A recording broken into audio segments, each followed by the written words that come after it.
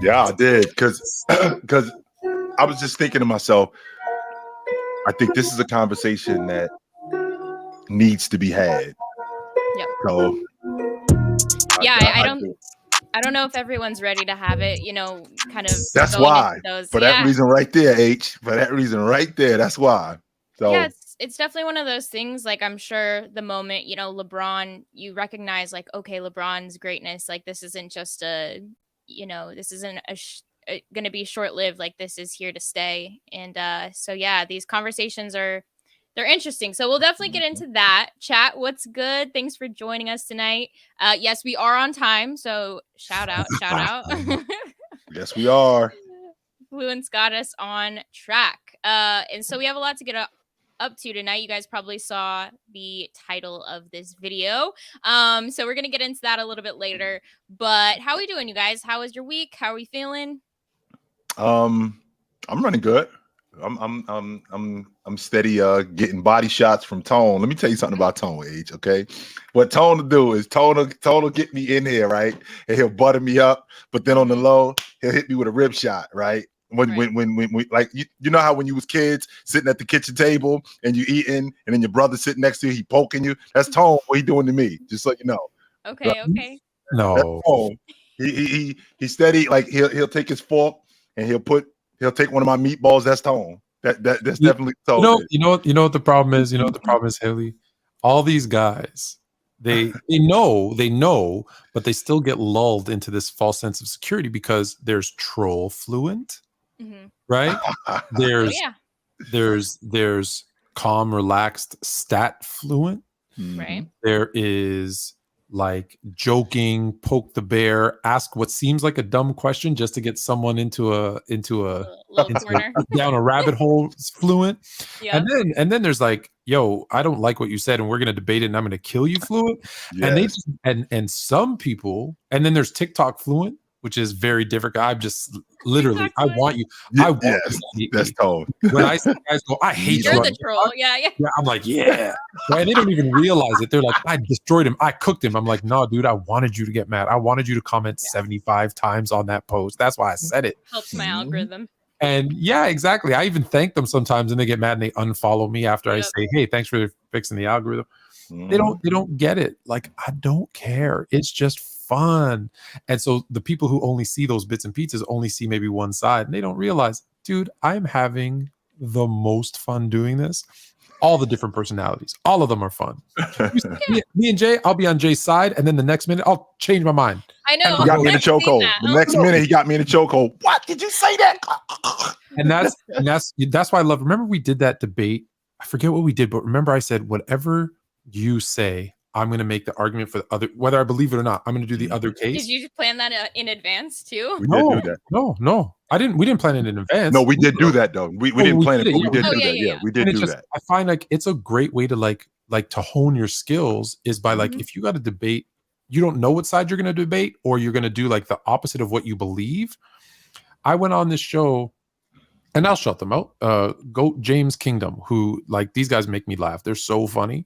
I went on their show and they said, well, a lot of Jordan fans say this. I'm like, cool, I'll make that case. It's not what I believe. Yeah. And I sat there for 30 minutes with them and I made someone else's case. And it's just like, it's just basketball. So when people are like, I hate you, you're a clown. You know, there's guys that like, I block no one.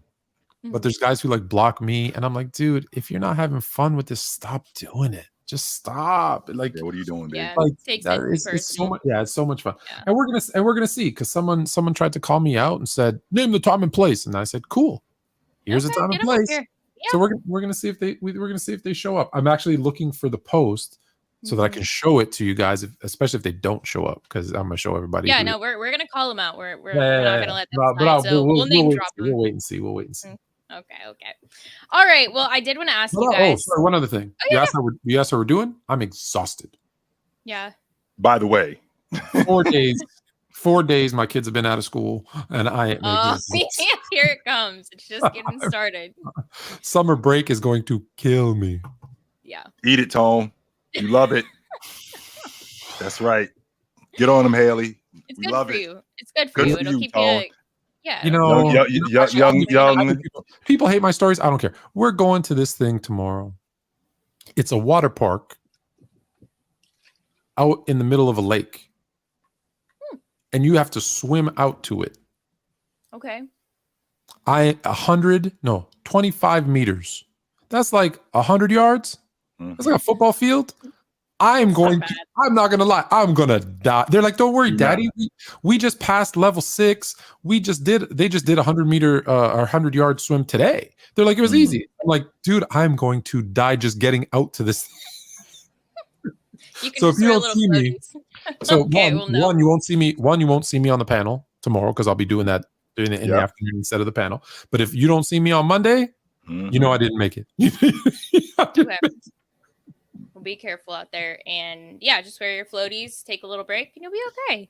Maybe they can help you along. Yeah. Oh man. Well, be safe, Fluent. But so free agency. We've seen pretty much all the moves that we're gonna see. Most likely, there's a couple more big ones that are hopefully still to come, but we don't necessarily know where we're at there. But any updates, Chill, or maybe updates on your thought process of the whole Damian Lillard situation, or are we still just on standby? Well, the logic with Dame is, and will always be, damned if you do, you damned if you don't. And what I mean when I say that is, if you ask to get traded, you're joining the super team. If you stay in Portland, you're a loser. So it's kind of a double-edged sword with him. So he's got to tune the noise out. He's going to have to tune the noise out and do what's best for Damian Lillard. Now, the reason why this has become such the storm it's become is because where he asks to go. If he would have just came out and said, I want to be traded, and not even given a list of teams. If he would have just came out and said, I want to be traded. This has been great, but I think it's time for us to move on. And maybe even behind the scenes said to the general manager, between you and me, hey, listen, if you could work it out to get me to play for the Miami Heat, that would be great. And let this stay right here. I don't think this would be what it is. Now, the report from Ramona Shelburne that Damian Lillard was interested. Now, understand the difference, H. There's a difference between being interested in another team and wanting to go to another team. Of course, he was intrigued by it. However, that report coming out that he was interested now makes it look like he was trying to get involved in that, which now gives the speculation that everything that you said that you were against, you now are becoming. And it's giving people more ammunition and more to run with. Because again, you've been there 11 years. And in the 11 years that you've been there, you've done everything that you could do. Unfortunately, your teams weren't good enough to win an NBA championship. They just weren't. And because your teams weren't good enough to win an NBA championship, that's basically the black eye on your record. However, Damian Lillard is going down in Portland Trailblazer history as arguably the best Trailblazer in the best player that they've ever had there. But I think this thing could have easily been not easily. I'm not going to say easily, Tone, because when you ask to be traded, I'm not going to say easily because when you ask to be traded, could have been handled better. It could have definitely been handled better if he would have just went to the general manager between him and the GM and it stayed, because I think that's something that could have stayed in house, though. I don't think that's something that could have gotten out. I think that could have stayed right in house. And that's the thing, right? The relation, and that's what I said earlier today. I feel like the relationship somewhere got soured, and we don't know where yet. But for this to transpire the way that it did, and now here's the thing: you said a lot of stuff there. So let's. I'm going to start from the back and go to the first thing you said. So I'm going to start at the end. So the first thing is him saying he's interested in Golden State. Nothing wrong with that. When I was young and single, I was interested in Halle Berry, but it has to be a two-way street. If the interest doesn't go both ways, it really doesn't matter. So cool. And if Golden State was really interested in him, they would have done it. And let's be clear, being interested in your hometown team that has a history, the short-term history of success, why wouldn't you be interested? Why wouldn't you be interested in Golden State? Why? Because some people are gonna call you out and say you took the easy way, you stacked the deck. Right. Okay, that's cool. I'm gonna sit here with my $45 million and possibly a championship ring, and you call me soft. No problem. That's why I said, even though I didn't like what Kevin Durant did when he went to Golden State, notice I never said anything about LeBron going to Miami. I never said anything about any of those other ones. Right? We bring them up and talk about Moses Malone going to Philly. It's been happening for years. No problem. Go get yourself a better situation. But even then, when I complained, Kevin Durant got his money, got his rings, got his 2 Finals MVPs. He should be happy. He should be happy. He doesn't seem like he is, but he should be happy. Right. So that's why I said the interest. Who cares? The Miami thing, I also get. He wants to go with it. This is not knocking Portland, but if you're looking at Portland and Miami, who has kind of the better situation, the better front office, the better kind of, again, short-term history of success, well, it's Miami. So why wouldn't you want to go work for a Pat Riley run organization, which you know is going to be good, a team that has a Jimmy Butler, who's a dog, a Bam, who's a bona fide, top 5 for sure. Some might argue top 10, but whatever, center in the league, top 5, let's be honest. Why wouldn't you want to go to a one with a great coach? That's everything you want. You have your guys there. You have your coach. Why wouldn't you want to go there? You have a friend there. Of course. The weather's nice. It's beautiful in Miami, right? So why wouldn't you want to go there? So I'm not knocking him for that. To your first point now, here's where Portland has to drown out the loyalty, okay? Because whatever happened and he asked for this trade now, loyalty is dead. He doesn't have a no-trade clause, so you can trade him wherever you want. You find the best situation for you, what you're going to get in return, and you make that trade. Because I'm telling you right now, today, Kawhi Leonard didn't want to come to Toronto. But guess what?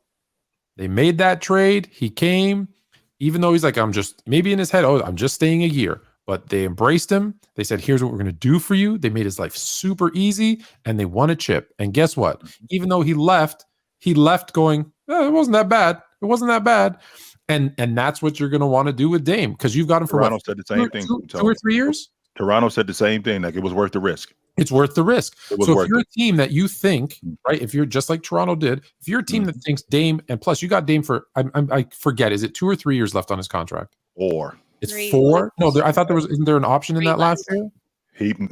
He's just so you know, Tone, that player option, summer. $62 million. He's not turning that down. Okay. Yes. He's going to pick that option up. Yes. Wow. So you got him locked in for 4 years. Take a chance. What's the worst that can happen? Like, you really think he's going to say, I'm not playing? Be honest.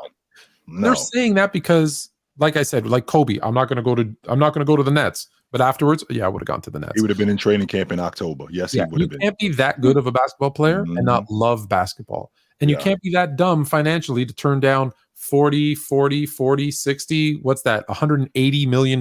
No, sir. No, you're not.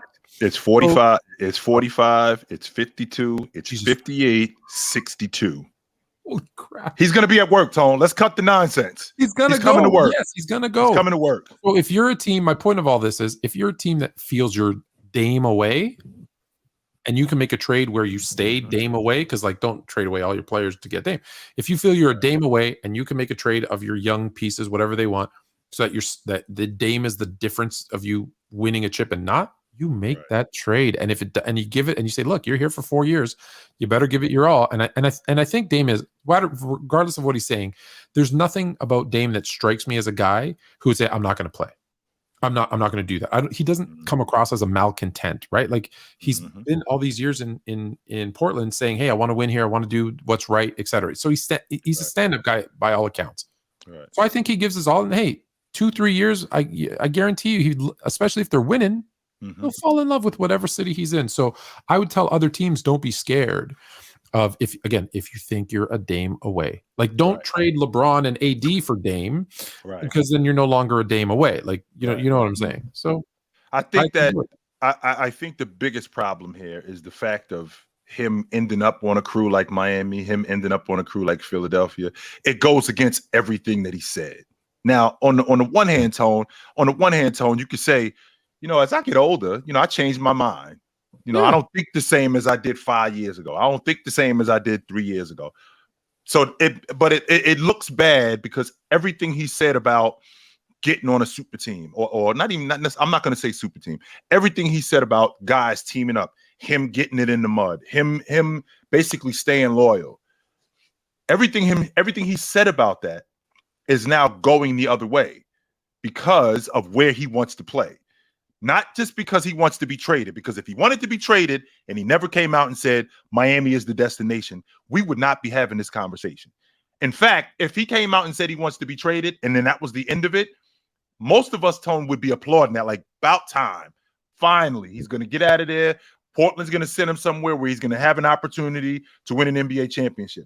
But now, because he came out and said, I want to play in Miami and Miami only, and everything that he said previous to that about Kevin Durant getting on the crew like he got on the crew, Paul George, and these guys teaming up, everything he said about that, now it looks like he's becoming everything he said that he was against. Oh, hey, you get older. You get older. You know what? When we were young, we all said, I'm never going to be that guy. And what did we all become? Our dad. That dude. That dude. What I'm happened? like, am I really him? Yeah. Very true. That's you. That's you. Yes, sir. sir. Hailey, how about you? What do you think it's like in Portland if they end up not finding anyone and Dame is in Portland to start the season? That's kind of the situation or the scenario that I was curious about. Like, how awkward. I don't even think it would come to that point. It may be a few weeks or a few months into the season where Dame would still be part of the team. But I do believe if it came to it, that decision would maybe be to send him to a team he does not want to go to. But that's business after all, right? That's kind of the situation Joe Cronin and that team is. It's the situation I wanted to see in the first place, right? I would have loved to see him and Scoot at least test it out, bring in some more pieces. You signed Jeremy Grant, you went through all these steps, and now it's just you're just calling it quits. And so I'm with Dame on this whole thing. I'm all for Dame. I respect everything he's doing. I've seen him grind day in, day out. And so I understand why he's choosing to leave. But yeah, I just think that it's probably for the best. I think he'll be traded before the season starts. I think that's the best case for everyone, especially if it's to Miami, right? To integrate him a few weeks into it would be kind of strange. But yeah, I think that's where I stand with Dame. And yeah, go ahead, Jay. Well, two things, H. Sorry, I just did the math. You said 62, 58, 52, and 45. That's 217 million reasons. Yeah, absolutely. No question about it, Tone. That contract just started. But to your point, H, so we just had this scenario last summer where Kevin Durant demanded to get traded and they did not trade him. So with them not trading Damian Lillard, even though he's got a little bit of a different situation in Portland, this is something that can be fixed, right? I don't think this is something that if they don't trade him, I think Dame will be more willing to work with these guys to get especially if it means him ending up in Miami. I think that it doesn't matter when it is. I think that if he ends up in Miami, whether or not he's not there in the beginning of training camp or he's there in January, if that's where he ends up, I think that they can get past this. That's first of all. But there's also one thing that we haven't spoken about, Tone. This general manager for the Portland Trailblazers, how long has he been with the Portland Trailblazers? A year or two. Okay, so what that means? What that means? Away Dame. Yeah. Oh, how would you like that on your resume? Actually, like Tone. Mike Dunleavy Jr. Well, here's the difference, Tone, because I'm not even thinking about it like that. I'm thinking about it like, well, you thinking about it, Tone, like he's the guy who traded away Dame. I'm thinking about it like, well, I didn't draft him. He's not my guy. Oh, he's cold. He's got a cold heart. This is not my guy. Hey, my team is these guys that I'm drafting now. It's the Shaden Sharps. It's the Scoot Hendersons. I want to make sure we remember, Tone. Jerry Krause drafted Scottie Pippen. He signed John Paxson. I'm sorry. He traded for Scott. Let me rephrase that. He traded for Scottie Pippen. He drafted Horace Grant. He signed John Paxson. He traded for Bill Cartwright. He drafted B.J. Armstrong. He drafted Stacey King. He traded for Cliff Livingston. He did not draft Jordan. That was not his guy. So that was the problem. Jay was not his guy, just so you know. All of them other guys were his guy. The point that I'm making is there's really no loyalty to Dame here with the general manager of the Portland Trail Blazers. He's going to put his stamp on it. But this is my crew. That's a good point. It's a good point, but I also have to. I'd be remiss if I didn't say, like, there have been not a lot of superstars get traded, but when they do, we always remember those trades. And the GMs that did them, if they get rinsed, we never hear from them again. Now, like, you'll look at the when Jerry West traded for Pau Gasol. Initially, people were like, that was crazy. But once they got, Marc Gasol and other, like, it ended up going, oh, okay, that actually worked out okay. I do remember Vince Carter getting traded to the Nets for Aaron Williams, Eric Williams, Alonzo Mourning, who refused to sign, and they had to buy him out. And then he went and signed in Miami, and a bucket of extra crispy. That dude never got a job again. I believe. He may have. I don't even know. But I mean, like, it can make or break your career as a GM. So I understand what you're saying, and you're right. It's not my guy, so I'm not loyal to him. He didn't put in 11 years with Dame to say, I want to put him in the best situation. I just mentioned. So I get that part. That's interesting. I never thought of that. But also, he's got to think about, I need to, and this might be to your point, I'm not loyal to you, so I'm not going to send you to Miami for crap. I need to send you somewhere where I'm going to get something good back, because this is how I'm going to be remembered. That'll work. This has to work. I turned Dame into X, Y, and Z players. That's interesting. That's interesting. This absolutely has to work. So you got a guy in the general manager, but it's the same logic with Monty Williams. Why was Monty Williams out in Phoenix? Monty Williams wasn't out in Phoenix because he wasn't doing a good job as a coach. He was out in Phoenix because they got new management. And this ain't my guy. And the reason why this isn't the reason why he's out is because this isn't my guy. Same thing happened in Los Angeles with Luke Walton. The fact that Luke Walton wasn't that good of a coach got compounded by the fact that he wasn't Magic's guy. Magic didn't hire him. So that's why he didn't want him. So this general manager with the Portland Trail Blazers, I am basically cementing my legacy, not just by trading Dame, but I'm probably going to get fired in the next couple of years anyway. That's probably going to happen with me. So in the process, I might as well do everything that I can to build this unit up, to hold on to my job for as long as I possibly can.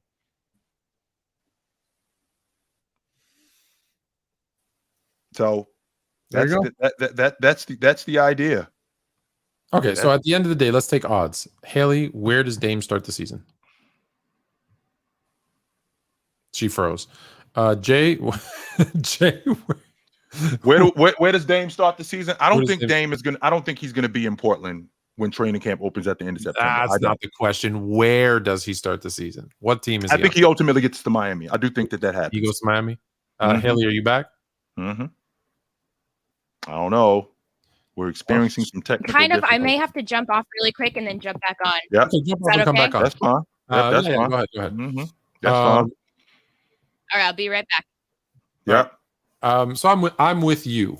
I think that I think he ends up in Miami. I think all of this talk about where else and whatever, like, I just don't see. I look at the landscape, right? I look at the other teams, and where else, could he possibly go? Like, when we look at, they probably don't want to send him to a team in the West.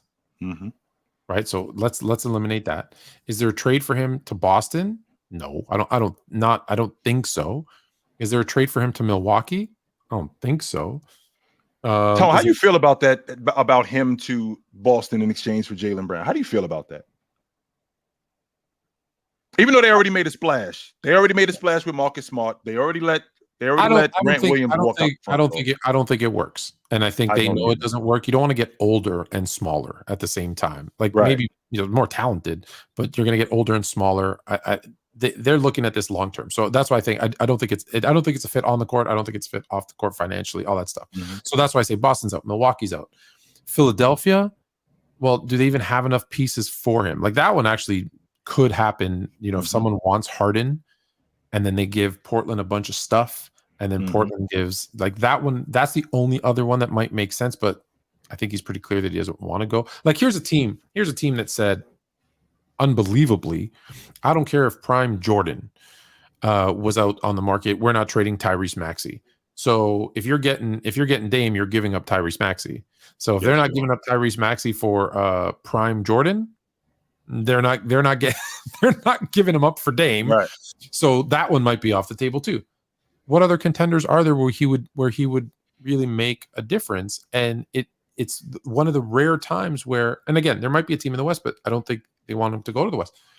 Miami actually is the only fit for him as a player, for what he's looking for even what, Portland wants to get back. Mm-hmm. So it just, I said to you earlier today, Tone, and I think that, and I'm going to be candid about it. Sorry,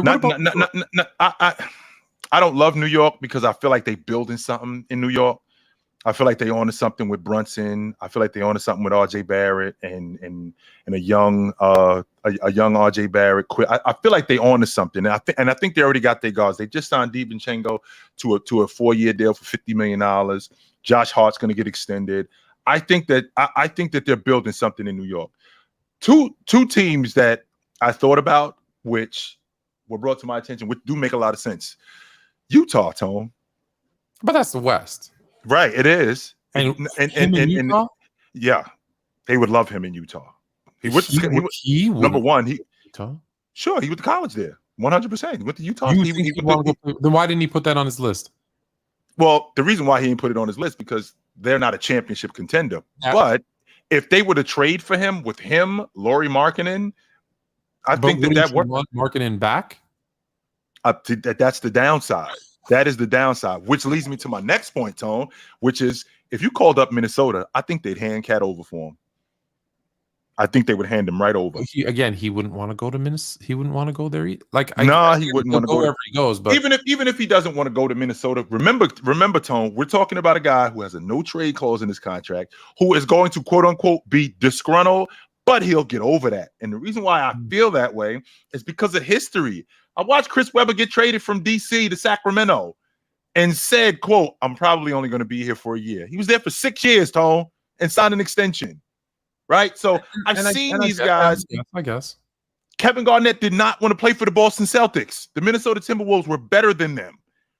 He waived his no trade clause to go there. And in the process of waiving his no trade clause, he had to look at that team and go, you know what? I don't mind it. And this was before Rondo. That's also said we're bringing Ray Allen too, right? You got Paul Pierce. We're bringing in Ray Allen, and we're going to team you with those other two guys. Like if they don't get Ray Allen, Kevin Garnett is not waiving his trade clause. He does not want to go to Boston, and Rondo isn't Rondo yet.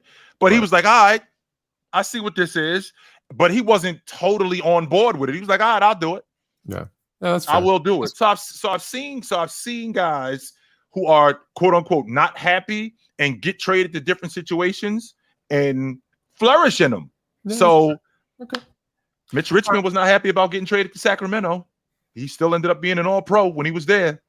After all that, I still think he ends up in Miami. So while we wait for Hailey, we'll knock off a couple super chats. Thank you for sending them. We're going to the NFL with the first one. Better tight end, Tony Gonzalez or Travis Kelce?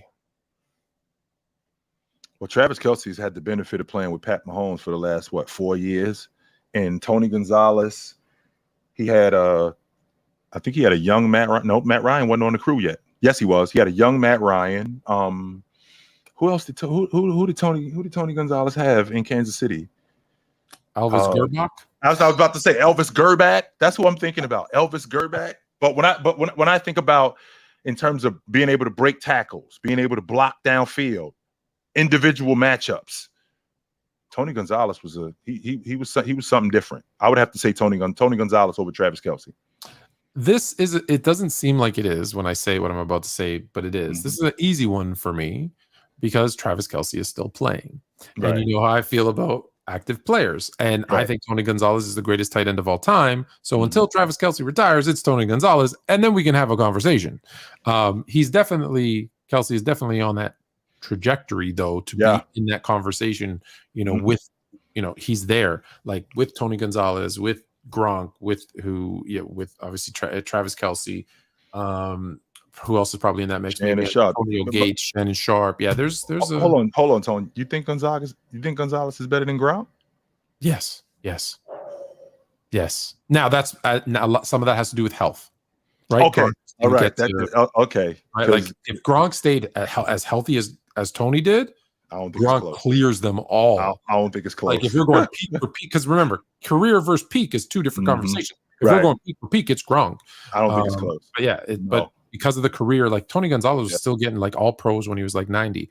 Like the dude was just he was still making all pro team in like year 12. Nonsense so he's that. I got nothing but I remember going to a Chiefs game in Kansas City, wearing a Gonzalez jersey, and I want to say he had either left or retired, and someone was booing me because it's like he should still be playing for the Chiefs. I'm like, dude, it's just a jersey, bro. Like, I'm trying to be good and wear the home jersey, you know, where I go, and I still get heckled. But anyways, all right, next one. Thanks, Sports PSP. Will, the Hall of Famer, or Hoffer, whichever. If you're the Raptors, who are you looking for a Siakam trade? Cat. Ayton.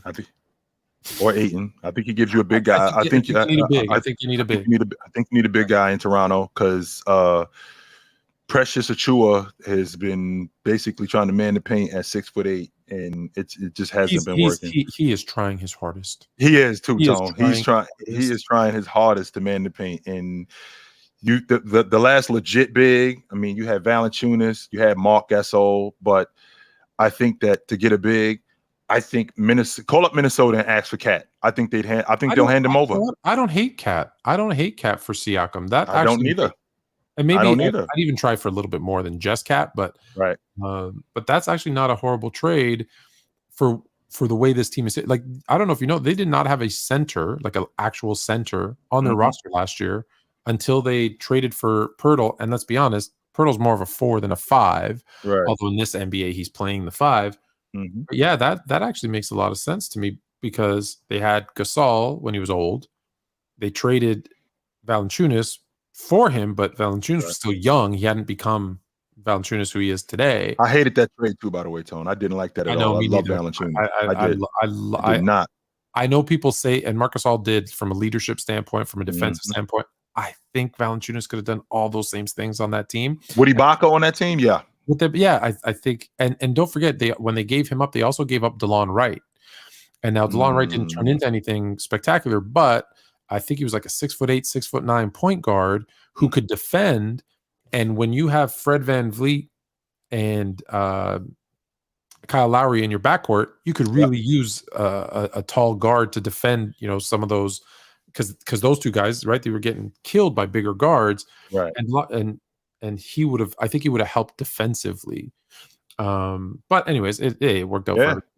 But no, I like that trade. And before Valanciunas, it was like Hakeem Olajuwon, like that at 100 years old. Like they haven't really. He was over. Olajuwon was clearly over. Yeah, so I'd probably go with a big. I hope probably go with a big. Did I say stinky cheese? I don't know where she got that from. Stinky cheese was nasty, Fluent. What is stinky cheese? I may have said it on the panel. I don't know. Who knows what I don't even know half the time what I said. Oh my god. I was dying today on the panel. I was saying stuff that I was like, that's not true. But anyways, it was fun. Nate, Fluent Chill, and Hailey at some point. Salute to y'all. This great show. Appreciate you. Do you guys think Lillard waited too long to ask for this trade, and now it might be too late to win a ring? Oh, no, so not just maybe this season. Yeah, like before the draft. But he's saying before the season. Do you think Dame should have, like last summer, asked for a trade? Last summer there really was not much value. He was hurt, so you couldn't. You probably couldn't have gotten much for him last summer. This year, which I felt like he was going to play himself, because you know how people talk about Kawhi Leonard being hurt. He might be outside the top 10. I felt the same way with Damian Lillard. Even though Damian Lillard is on the other side of the top 10, he's on the back half of the top 10. I felt like he was playing himself back into the top 10 and up in his trade value. Now, I'm thinking to myself, he knew that he wanted out. And the reason why I feel like he knew that, I feel like he knew he wanted out simply because there was no quick fix here. There was no move that Portland was going to make that was going to instantly make them contenders with Dame on the roster. There was nothing that they were going to be able to do to make them an instant contender immediately. So they already had Scoot on the board right from the beginning. And he was their guy, right? Scoot was their guy right from the beginning, and they knew that. So with going with Scoot, that obviously means that we going younger, right? We going younger with both with both Scoot and Simons. They are the future. Also with the Rook Sharp. So with that being said, you said that you didn't want to be a part of a rebuild.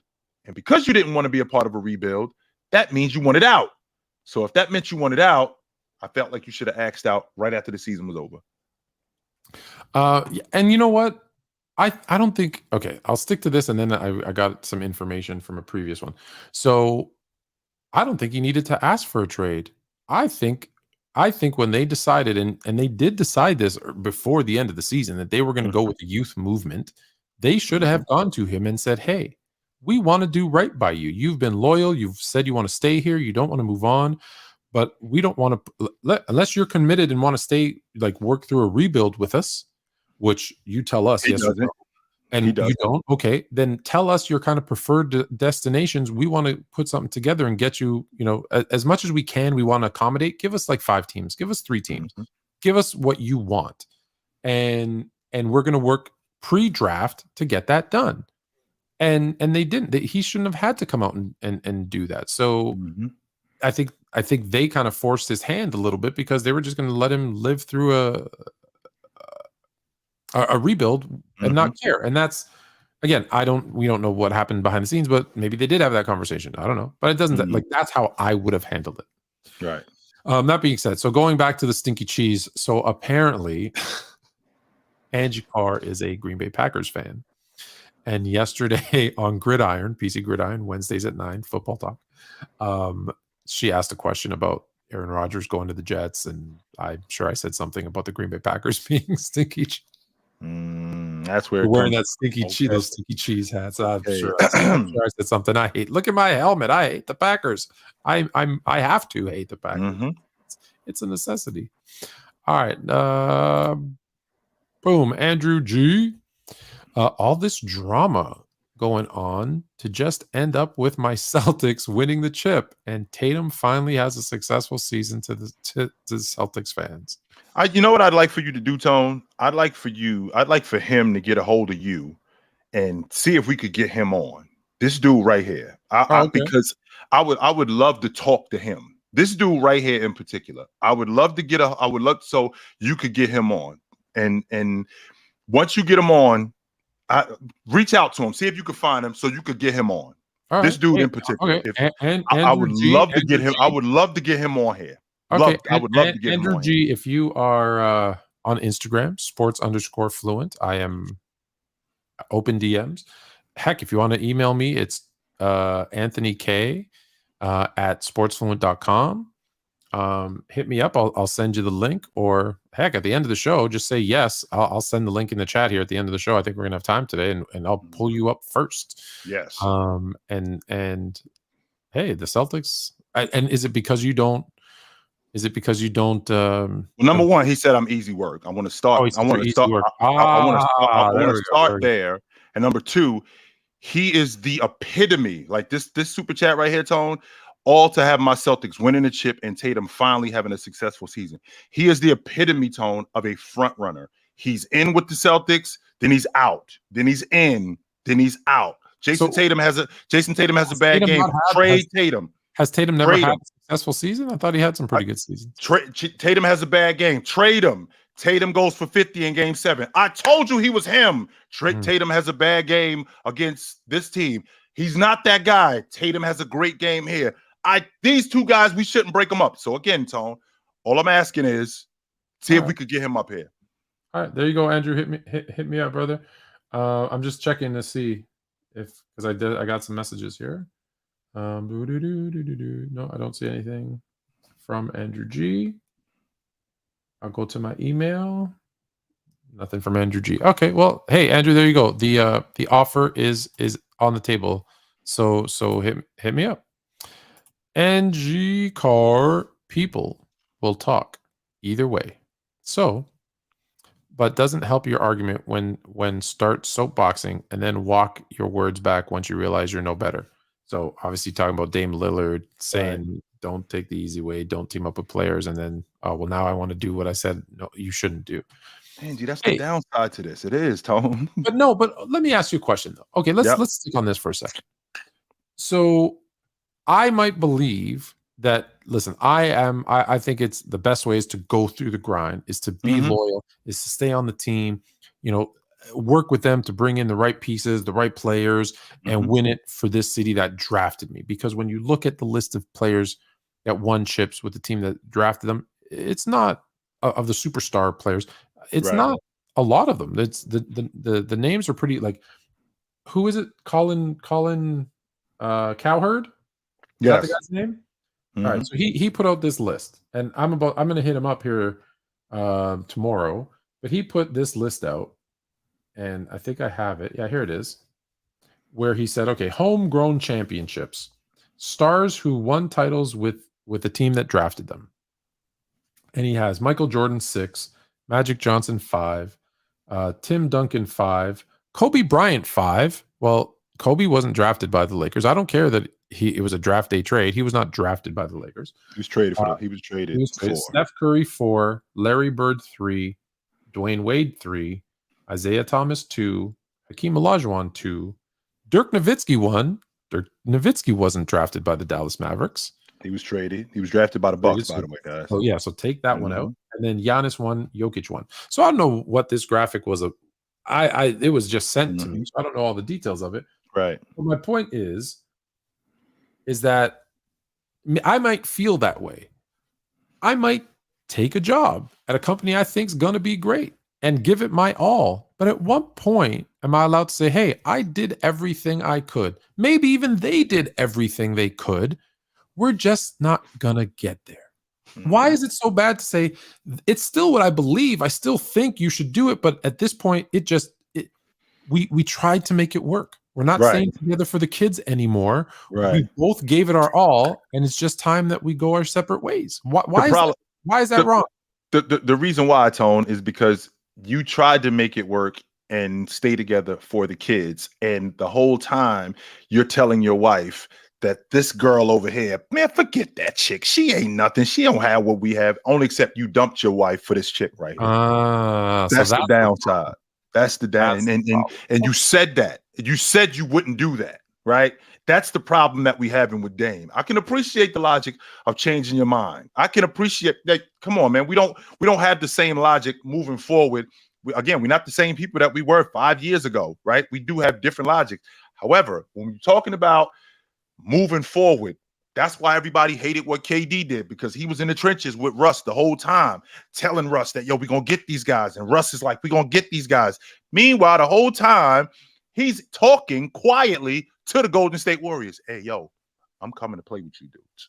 Don't let this thing over here fool you. I really like what y'all doing over here. That's the snake. That's the sucker part of it, that this doesn't work. That's not the same thing with Dame, because Dame just saying that about everybody else. Meanwhile, he's going to do what everybody else did. If Dame would have never said that about Paul George, if he would have never said that about Kevin Durant, if he would have never said that about LeBron, if he would have never said that about them and went and played for the Miami Heat or got on a better team, then it wouldn't have been an issue. But the fact that he said that just made it look so much worse. Okay, that's all it is. Yeah, because he did kind of bash. Yes. Yeah, he yes, did. Did. H frozen again. Is H frozen again? Yes, H Boogie is frozen again. So we got to get the flamethrower to H, light her up, heat her up, because H is frozen again. I'm that's the downside to it, though, Tone. I'm gonna. That is the downside to it. That is yeah. I guess you're right. That makes sense. Don't forget today, at some point, I just sent the link. Do you remember we have our finals challenge coming up? For those of you that are here that don't know this, Sebastian, one of our members here, has challenged Chill. I'm going to scream out a year, and they're going to have to buzz in and tell me what teams were in the NBA final that year. So anywhere between 1947 and 2023. I don't know how many I'm going to ask, I guess, until it gets boring. And whoever has the most, we have to come up with a buzzing system. I don't want you guys to just scream it out, or maybe I'll just alternate back and forth. I don't know. We'll figure it out what makes the most sense. So let's go to the next super chat. Well, Hailey calls Verizon and tells her internet sucks. Actually, who's I don't even know who. Anyways, doesn't matter. Different conversation for another day. Reggie the Tree. With the super chat. Hey y'all. Thank you 3 for the show. We appreciate you. Thank you. Start, bench, cut. Bernard King, Mark Aguirre, Mitch Richmond. I'll stop there and then we'll do the second part. Okay. So start, bench, cut. So Bernard King was a better scorer than Mark Aguirre and Mitch Richmond. He just didn't do it for long enough. Mark Aguirre, was he a better player than Mitch Richmond? I'm not sure that he was. But he was on a crew where he ended up becoming the difference in him winning the NBA championship. So if I had to start one, I'm starting Mark Aguirre. Yeah, I'm going to start Mark Aguirre. I'm going to bench Mitch Richmond and I'm cutting Bernard King. He didn't do it long enough. Bernard only had like a 4-year stretch where he was nice. I mean, Mitch Richmond made the All-Pro team 6 times. Bernard King is more of a what if than being a great player. Definitely more of a what if. Because remember, Tone, when they got Ewing in '85, that's when Bernard King tore his knee up. No, I know, and I'm trying. I don't want to. Okay, no, I'm gonna go with what I believe. You're saying stuff, and I'm like, oh yeah, I forgot about that. But no, because the immediate sec when I saw it, I'm like, I'm going with Bernard King because I think even though he got injured, when he was healthy, if I was starting a team, I'm picking him. I'm picking him to be on my team. Yeah. I loved, and this might be favoritism more than game. I loved Mitch Richmond. So I'm a huge Mitch Richmond fan. I love Mitch Richmond. And I'm only cutting Mark because I have to cut Mark. I wouldn't want to cut him. Even though I know everything you said was true. That's why I was like, oh, yeah, you're right. He was the difference in the championship, and that means something. He does. But not only was he the difference, Tone, he was also on a championship contender as the man. I mean, they lost to the Lakers in the Western Conference Championship the year before he got to the Lakers. I mean, to the Detroit Pistons. Yeah, this he was the man. One of the tougher start bench cuts we've had. This was a very good one. So thank you, Reggie. Yes, he was the man. So for 2 of this. Also, Giannis championship squad versus Ben Wallace champion squad. Who wins and how many games? That Detroit 2004 Detroit Pistons team, I think they smoked Giannis's team. I don't think they beat them. I think they smoked Milwaukee. They might sweep Milwaukee. I'd like to disagree with you, but I immediately thought Pistons in 5. I think they smoked them. I think they get one. We forget how good that team was because they didn't have a superstar. We forget top to bottom and bench. Like that team was beautifully constructed. And I know you hate this, Tone. You are a Lakers fan. I stand. That's why I know how good they are. I'm dying on that hill. I think if they would have played the Lakers 10 times, they would have beat them 9. They would have smoked the Lakers if they would have played them 10 times. And I'm looking at that Milwaukee team. As good as Giannis was as an offensive player or even as an overall player, Ben Wallace was just as good as a defender. And I'm looking at that crew, and I'm thinking about Lopez trying to deal with Rasheed Wallace on the perimeter. Oh my God, good luck with that. And I'm loving that matchup between Drew Holiday and Chauncey Billups. I love that. I love that matchup between. So Tayshaun Prince is probably going to have to deal with Middleton. Yep. And he's going to do a good job on Middleton. Tayshaun Prince is going to have to deal with Middleton. Rip Hamilton is going to have to deal with Holiday, and Chauncey Billups is going to have to deal with not Tony Parker. Who am I thinking about on that Giannis squad? I mean on that Chauncey Billups is going to have to deal with Rip Hamilton is going to have to deal with who am I thinking about in the backcourt? Middleton and It was Middleton and Holiday. No. Yeah, Middleton and Holiday. So that's Rip Hamilton. Giannis, Lopez. Yep. Who was the fifth starter? It wasn't DiVincenzo, was it? No, he got hurt. He got hurt. Who am I thinking about? Who was their fifth starter? Who was their fifth starter? PJ Tucker, I thought, came off the bench too, or was he a starter? No, he came off the bench. He was in their rotation. So it was Holiday, Middleton. Bobby Portis was on that crew, but he was a rotation player too. No, but he was almost he was a rotation player too. PJ Tucker, which is why they let Tucker go, which I think was a mistake. But Tayshaun Prince would have to deal with Middleton, Rip Hamilton. I think that's where the separation is, because with Rip and Chauncey Billups, I think that's where the separation is. I'm gonna pull it up real quick just so that we don't lose our minds. So starting for the Bucks was Middleton, Drew Holiday, Brooklyn. Oh, Pat Connaughton. Right. So Bobby Portis, PJ Tucker, Brian Forbes played a little bit. Jeff Teague as well were the ones that actually, like, guys who actually got minutes a little bit. Was Jeff Teague on that crew? Yeah. No, Jeff Teague. I'm looking at it right now. Was Teague? I thought Teague was in Brooklyn. No. I thought Teague was in Brooklyn with Irv. But anyway. Yeah, it was Pat Connaughton. Right. It was Pat Connaughton. I Detroit defensively, I think they handled them dudes. I do. And Pat Connaughton, let's be honest, that might be the weak link in that team. Yes, it is. With Tayshaun Prince having to deal with him. Giannis going in to deal with the Wallaces. Yes. Good luck with that. Good luck with that. 100% good luck with that. Yeah, I'll still give them one. I'll still give them one because they'll get hot from the outside and they'll win a game. Again, that was the last part of it. So thank you. Stay encouraged. Yes, sir. Appreciate you. Yes, sir. All right. You're in trouble. Chill, you lied being on PC Gridiron this week. Did I say I was coming on it? You sure did. I must have forgot. I apologize. I'm sorry if I forgot. I didn't mean to. If you can remind me, I apologize. Do you need Wednesday? Or do you need Wednesday to get like a fresh fade and get looking good? Because Thursday. Because next Thursday, Sarah Spain is in the building. So that's dope. I gotta remind myself. I didn't mean to. I didn't intentionally not show up. I just forgot. I apologize. No worries. I'll talk to host Dub and I'll tell him that was my fault. To send you an invite. All right, to the coaching world. Who you got? Better coach, Andy Reid or Bill Belichick? The knock on Bill Belichick is the fact that he had Tom Brady, and that takes away from how good of a coach he was. He was on his way to turning that Cleveland thing around when he was in Cleveland. He was on his way to turning that not Bill Belichick.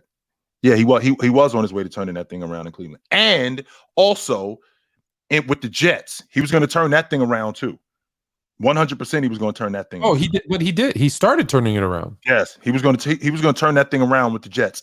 Andy Reid, his game, kind of like Kevin Durant, his game travels. I think Andy Reid is the only coach that's been to the conference championship multiple times in different conferences. I don't think that there's another coach who's done that with him besides him. He's actually done a lot more with a lot less. I mean, I think he went to the conference championship 4 straight years, and he's doing it with Todd Pinkston, or as they call him, Todd Stinkston, and Freddie Mitchell. That was the year before they got T.O., and that's who Donovan McNabb is trying to throw the ball to, and they trying to get to the bowl game with these dudes. So if I had to choose between the two coaches, it's Belichick, but Andy Reid is not far away. I definitely think Andy Reid's top 5. Before I answer this question, I have to answer the most important question, Honcho, because people easily distract me with food. Chipotle, go with the chicken burrito bowl, which is delicious. Or if you like a little healthier choice, the steak salad bowl is also a favorite of mine. So those would be one of my two. In this case, it's interesting because I can start from the just 10,000 foot view and say I think Andy Reid is a better offensive coach. I think Bill Belichick is a better defensive coach. I think that you can't argue with success. And let's be honest, Andy Reid didn't win a damn thing. He went to one Super Bowl. He lost like 4 AFC championships until he went to the AFC and got very, very lucky and got Patrick Mahomes. And now he looks like a genius. Bill Belichick wasn't doing wonderful, but okay. Like he was having success, like you said, in Cleveland, New England, but he didn't win a damn thing either until he got a certain guy in the 6th round named Tom Brady. Yep. He was just fortunate enough that he got him early and won a ton. And maybe Andy Reid's going to catch up to him now that he has Patrick Mahomes. Yeah. So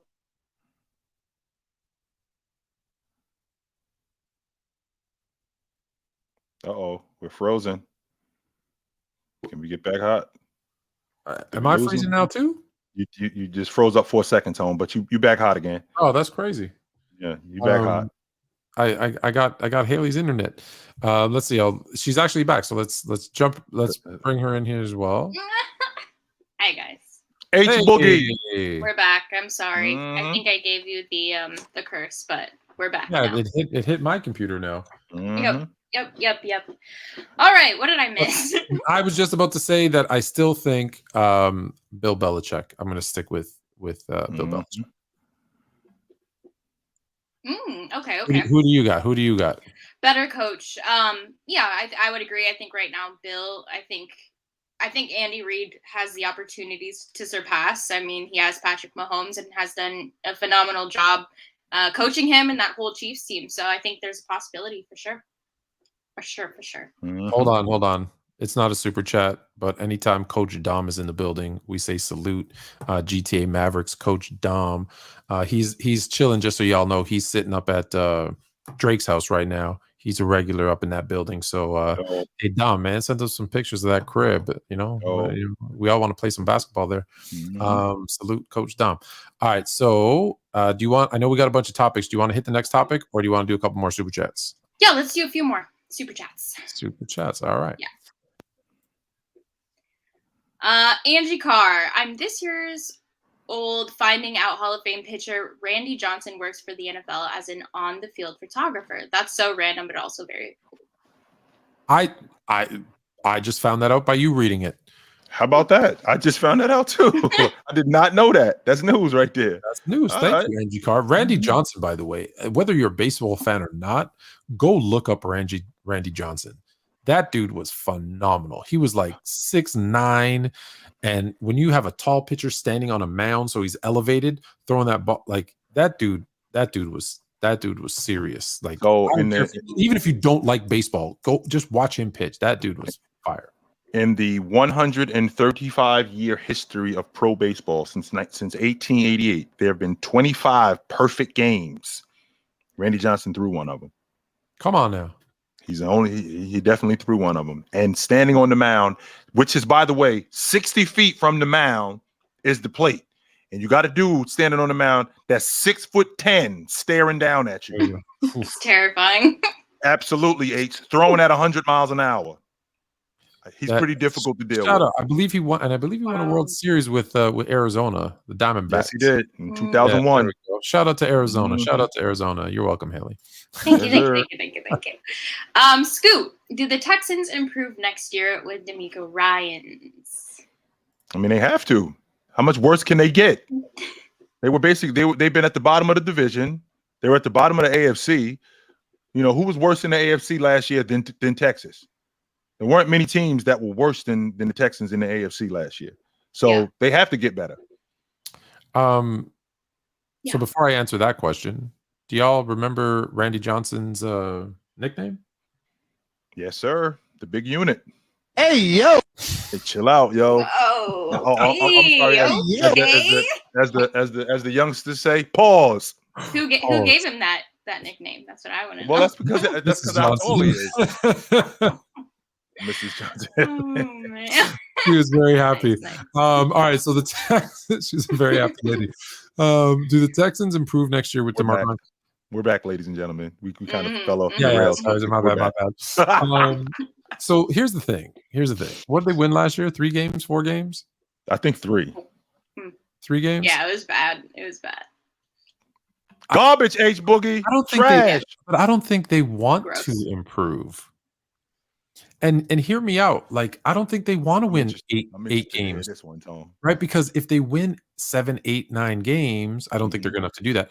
But all it does is hurt their draft stock. So I think, like, if I'm D'Amico Ryans, I want to get young players. I want to get them, thinking the right way, understanding kind of that winning mentality. I want to work on their skills. I want to improve them. I want to develop them.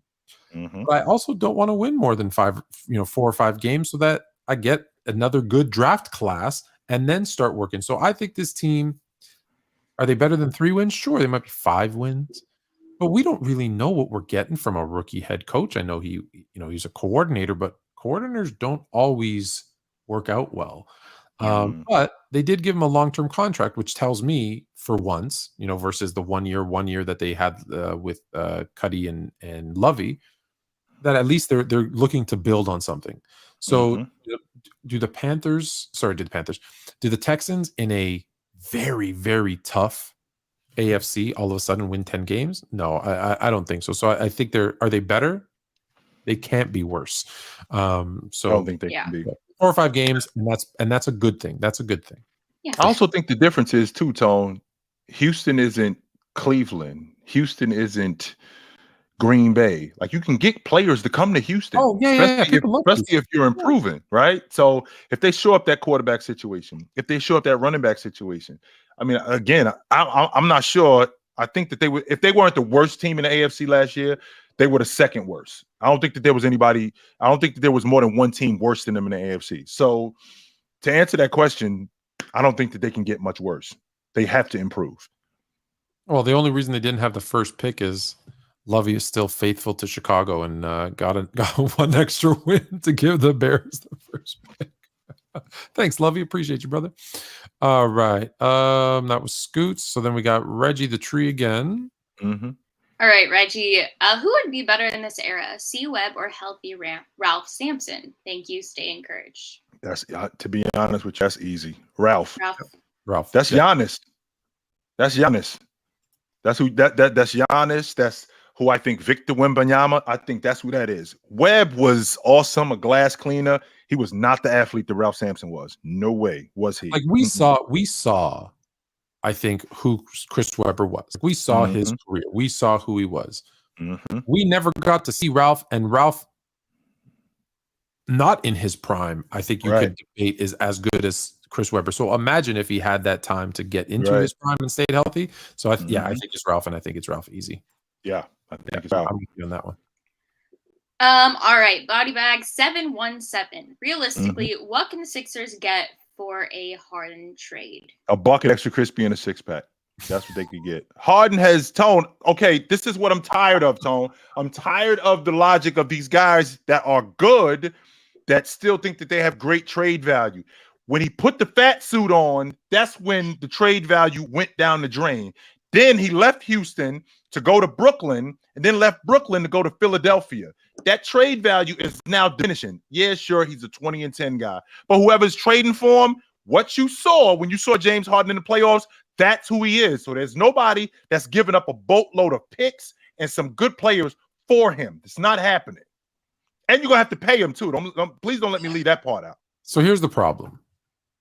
Jay doesn't like James Harden.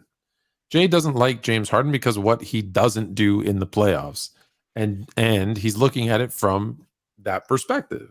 The problem is there's a bunch of idiot GMs, let's be honest, and coaches who think James Harden is still James Harden. Yeah, they're fooled. And they're like, I'm the guy that can get him motivated. I'm the guy that can get him to, the guy that he was in Houston, even though half of that was system. And he's going to score, and I can make him that facilitator that we saw for 2 weeks in Brooklyn. Guys, he was tricking you and you fell for it. And they think they're going to get that guy. And, I can bring in a Harden and he's not going to look to, score 30 a game. He's going to get everybody else involved. And he's such a threat from 3 that people have to respect him. No, you're going to get a guy who'll drop 42 and then disappear for a couple games and then drop 35 and then disappear for a couple of games and then drop 47 and disappear for a month. That's who you're going to see. You're going to see a guy who, if he's not happy, going to come in looking like he's 300 pounds and he just ate Zion Williamson. That's who you're going to get. So why would you trade for that? Well, it's because it'll be different with us. Dude, you know how many people said it's going to be different with us and it's never different with us? Like, you're going to get something. So here's the thing. So realistically, you're going to get something because there is someone out there who's going to give you a good young player and a draft pick and maybe not a great contract because you got to get the salaries to match. Right. And you're going to be really happy as a Sixers fan. You're going to be really happy with what you get, especially once you see what Harden does next year for whatever team is dumb enough to trade for him and be like, glad we got out of that one. Because here's the thing I always tell you. That contract's untradeable, yet they always freaking get traded, don't they? Yes, they do. Every untradeable contract gets shipped somewhere. So yeah, if you're body bags, if you're a fan of the Sixers, you're going to be happy.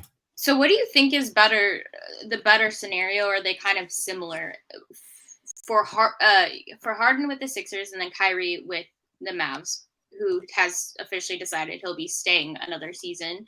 Are they kind of both in the same boat, or do you think Harden or Kyrie could push the limits if they end up, let's just say they play 55, 60 games, they're actually consistent and they're putting their all in. Which team do you think could go further?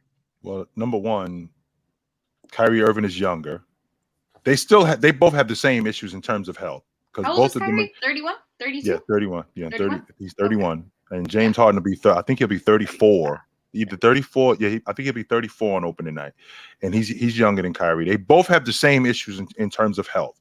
But with that also being said, Kyrie Irving is in Dallas for one reason and one reason only. He went to Dallas to get paid.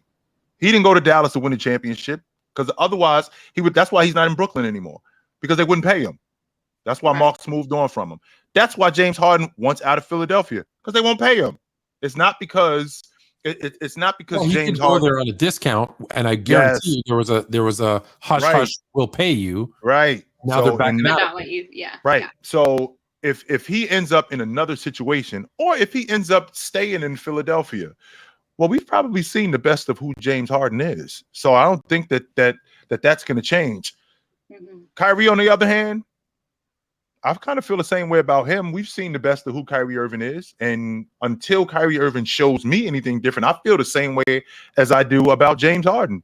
Now, you're asking me who the better situation is. Luka has shown that he will show up in the playoffs more than Embiid has shown that he will show up in the playoffs. So with that being said, the upside is definitely in Dallas more than it is in Philadelphia. Yeah. Yeah, I agree. All right. Any more super chats? Alan R. We got a ton. Okay. How were you guys introduced to basketball? For me, it was back in 2012 when LeBron was torching my Celtics in the Eastern Conference Finals. Been my favorite player since. In 2012. Barely a decade, Tone. Can you believe that? Barely a decade. Y'all remember, Tone? Like everybody's not around our age. They ain't been watching basketball. I know. That's our knowledge. I know it sounds nuts. Right? It sounds nuts, Tone, but that's fine. That's what we're here for. That's why we're here. You feel old. That's why we're here. So I was at my son's baseball practice today, and someone.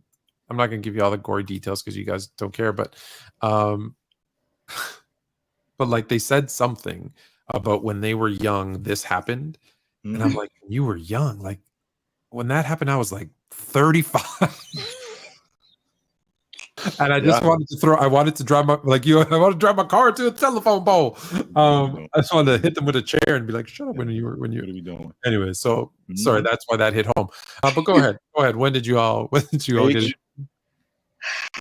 Mine is definitely more recent. I haven't been like a hardcore basketball fan for too long. Obviously, Dame was when was Dame drafted? So whenever he was drafted, 2011. 2012.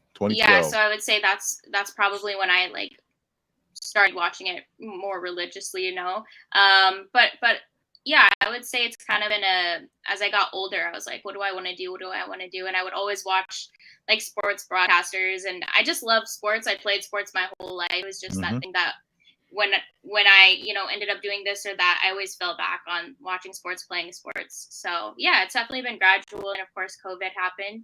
And that's when I started doing more. And I think that's when the moment like my knowledge really started growing, because kind of like we were talking about earlier, like you put yourself in position to debate and to challenge yourself and to learn. And once you do that, that's when you start learning. And of course, I learned so much from you guys too. I always have I like the knowledge. You guys might think it's different, but it's definitely, I get a different side of things from your guys, because you actually got to see it. Like that's something you'll hold over any argument. You could just pull that card every time and say, well, I was there, were you? And most people would probably say no. People hate that, by the way. But I know. The one, if you either say, well, did you play or were you there? Yeah. Those two are trump cards for sure. Yeah. How about you, Jay? My uncle, who was my hero, he passed away in 2020. He introduced me to the game when I was a tyke. He was the biggest. I couldn't hear enough. Walt Frazier this, Walt Frazier that. Oh, that was his man. He loved him some Walt Frazier. It was Walt Frazier.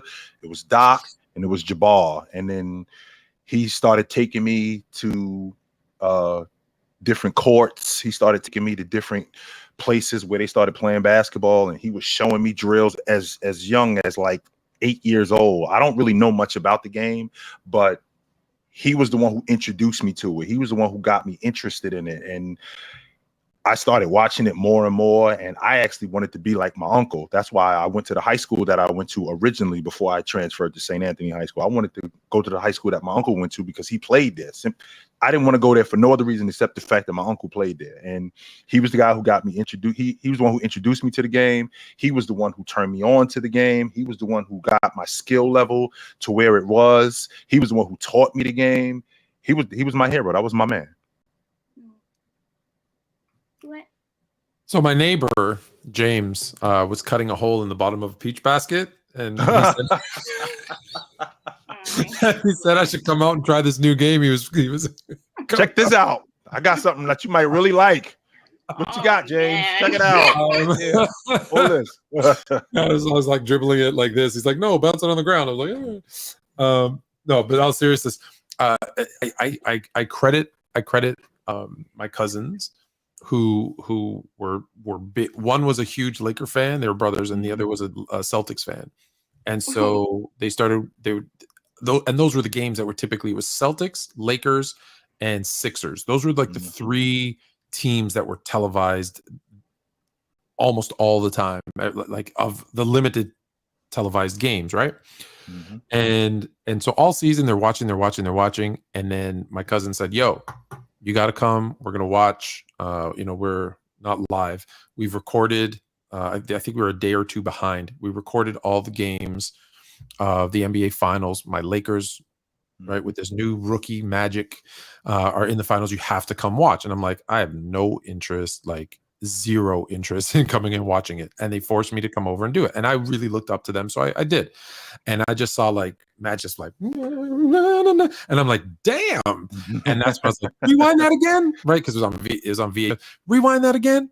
I'm like, damn.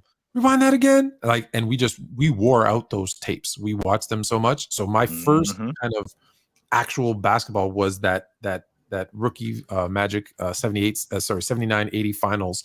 And I was just like, yeah, I want to be that dude.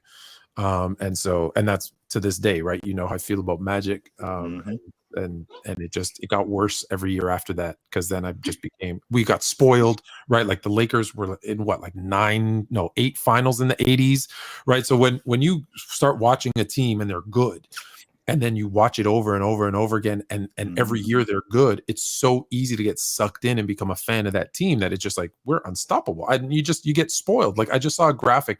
The Celtics and Lakers were in every single NBA final in the 80s. Every one of them. Oh, man. Every single one of them. So it's just like, You're hooked. it's just like it was so good to be a Laker fan, and that's how I got hooked, because I saw it. He was amazing, and because he was a rookie, this was the other thing. Because he was a rookie, I could like grow my basketball knowledge with him. Like sometimes you like someone who's a LeBron James fan today. Let's say there's a young kid and they see LeBron, and you're like 10. you're going to get until you're 13, and then he's gone. And it's memories, and you're going to go back and watch, but you never got to experience the day-to-day growth, right? Like it broke my heart when they started calling him, deservedly so, Tragic Magic. Like I you wanted to cry. I didn't cry. You wanted to cry though, and then to see him bounce back from that, like there was just so much. That decade really molded my basketball, and it all started with that series. Yeah, but Fluent, at least you don't have to deal with NBA Twitter also calling him Tragic Magic on the daily and putting him down and calling him washed and calling him that is true. That is true. Painful. But yeah, good question, Alan. Thanks for sharing. Oh man. All right, Colts. I agree with you, Fluent, on the Dame part. Isn't that cult? Cult. Yeah. Mm-hmm. I agree with you. Saying it like cult. I think that's my like an Indianapolis cult. No, not like that. Yeah, that's my accent. This is because this is the Fluent cult. So you gotta. Cult. Okay. I agree with you, Fluent, on the Dame part, but like Chill said, you can't pick both sides. Also, if my Knicks get Mikal, we Eastern Conference Finals fave. Love the shows. Okay, so you're not getting Mikal Bridges, so let's kill that. Let's dead that logic and even right now. So, I would say Eastern Conference. Let's chill out on that right now. But thanks, my man. We appreciate you. No doubt. So let's stick with he agrees with me on Dame, so we like that part. Why can't you pick both sides? No. What did you say, Chill? How did you pick both sides? Well, because he was saying negative stuff about them, and now he's doing what he said they shouldn't do. Oh, I think. Oh, well, what's your side? You have to pick a side, Chill. Are you with Dame or are you without? Are you against? Just think about this. If you go and bet $100 on red, $100 on black, unless it ends up 0-0, you're gonna win. Every time. You good? Yeah, you're definitely gonna win. I don't have a problem with Dame asking out. I don't. The problem that I'm having is the double talk. That's what it is. You know, I don't want to play for a rebuilding team, but I don't want to go play with a super team. I don't want to be a part of a rebuild, but I want to be a part of the grind. It's double talk. Ticket's gone to you, Chill. No, he hasn't. Really? Because I'm just gonna say you weren't here before. Say it. Ticket. Because I know you've always you're consistent in this, but I've heard a lot of people switching their tune on this, and I get how annoying it is to hear the same thing every season. And now that it's actually happening, maybe presumably happening, it's a weird place to be. But at the same time, I guess you're right. Maybe I'm super biased. He is going against what he said at one point in time, but I just think if it was any other player throughout history that was doing this exact same scenario, would we be talking about it the same? And I think we give certain players more love than others. The difference, H, is that I don't mind that he wants out. I have no problem with that, right? See, I'm not one of these people who I want you to stay in a bad situation and keep working it out. Listen, at some point, this thing is not fixable. Right. But it's okay to say that. You don't have to stay in that situation. And Dame he's telling us that I don't want to be a part of this because this isn't fixable, but I don't want to go here because I don't want to be a part of this neither. So, okay, so Dame, which one is it, man? Do you want out or do you not want out? Which one is it, my man? That's where I'm getting the double talk from. That's all it is. It's not the fact that it's not the fact that he wants out. It's just how he wants out. It has nothing to do with him wanting out, because again, he was there 11 years. We're talking about Damian Lillard as arguably the best player in Portland Trail Blazers history. Do you want out or not, my man? Which one is it? You want to get paid. You want to get paid, but you don't want to be a part of a rebuild. You want to be a part of a championship team, but you don't want to be a part of a rebuild, and you don't want to. It just consistently sounds like double talk. I get that. I definitely get that. And I think maybe he's confused too. He's trying to come out to the reality with all this and figure it all out as it's happening too. But that makes sense, though. I got you. Remember too, H, we're talking about a dude who's been on his crew for his entire career. It ain't like he just got there 5 years ago, right? So, of course, there's going to be some confliction. I can appreciate that. But at some point, okay, let's be clear, H. This thing didn't just start a year ago. You've been feeling like this for a while. Yeah. That I'm probably not going to win here. Okay. It's probably not going to happen. So we need to. No problem. Because of time, I'm gonna pause that for a second. Hailey, would you prefer a game to 10. Do you think 10's enough? Yeah. And do you think we should have Sebastian and Chill buzz in, or should they should we just go one and one? Like I need you to keep score. I'll ask the year, or should we just go 1-1-1-1-1? Mm-hmm. Okay, so basically, the rules are we're going to give each a year. Give them a year, and they're going to tell us who's in the NBA final. And how, do they have a time limit? Do I need to have a timer? Yes, have a time limit. They've got 5 seconds. All right. So do you want to just go back and forth? I'll just call out a year, and I'll start them easy and go progressively harder. Mm-hmm. And is 10 too much? Is it 5? Like how many? Let's go 5. First to 5, and then we'll do a tiebreaker where they'll buzz in if it's a tie to 5. Mm-hmm. Okay. Like if they both get all 5 in a row, right? We'll just. Oh, they do. So we're just gonna go boom, boom, and then the other. I'll go one back and forth. I'll call out a year. I'll say, okay, Jay, whatever year. Sebastian, whatever year. Make sense? Yes. Mm-hmm. In chat, keep track of who's too, so because I might forget. So Sebastian, welcome. Sebastian has challenged Chill. I'm gonna put you guys in the big box of trivia in a minute. Happy late 4th, guys. Drum roll. What's that? Happy late 4th of July. Happy late 4th of July. All right, here we go. So you guys ready? You know the rules. I'm going to call out one of your names, tell you a year, and you will tell us the NBA Finals. Chat. They have 5 seconds, so please don't put the answer in there, especially if you're on anything. Yeah, we're going to start easy. We're going to start easy and then work our way down. So easy one. Jay, 2019. Warriors and Toronto. Ding. Sebastian, 2016. Cavaliers over Warriors.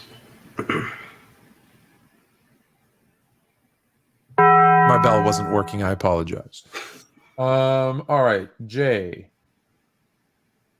2009. I was the Lakers and the Orlando Magic.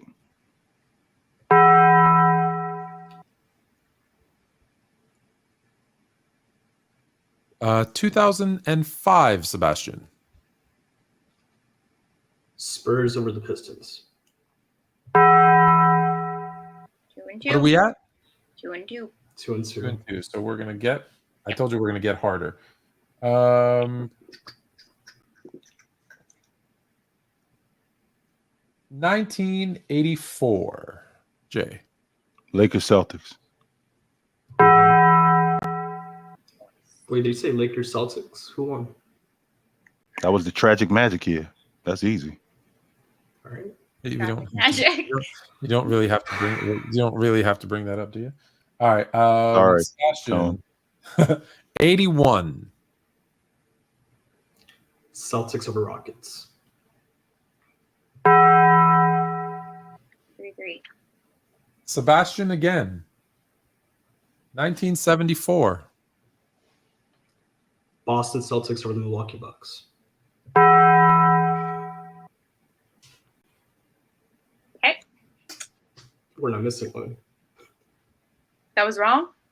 What? I said we're not missing any. We're not missing any. Oh, might be. Oh, he said Boston over Milwaukee, which was correct. Okay, cool. Jay, give me 1970. 70, that was the Lakers and the Knicks. Here comes Willis. Jay again. Okay. Doing snake. 1964. 64, that was the Lakers and the Celtics. No, that's not true. That was the Lakers. Can I take over? Okay, that's no, that wasn't the Lakers and the Celtics. I think I got that one wrong, but that's Can I fine. take over, Fluent? Go ahead. For the steal? The Boston Celtics over the San Francisco Warriors. It was the Warriors. He's up 1.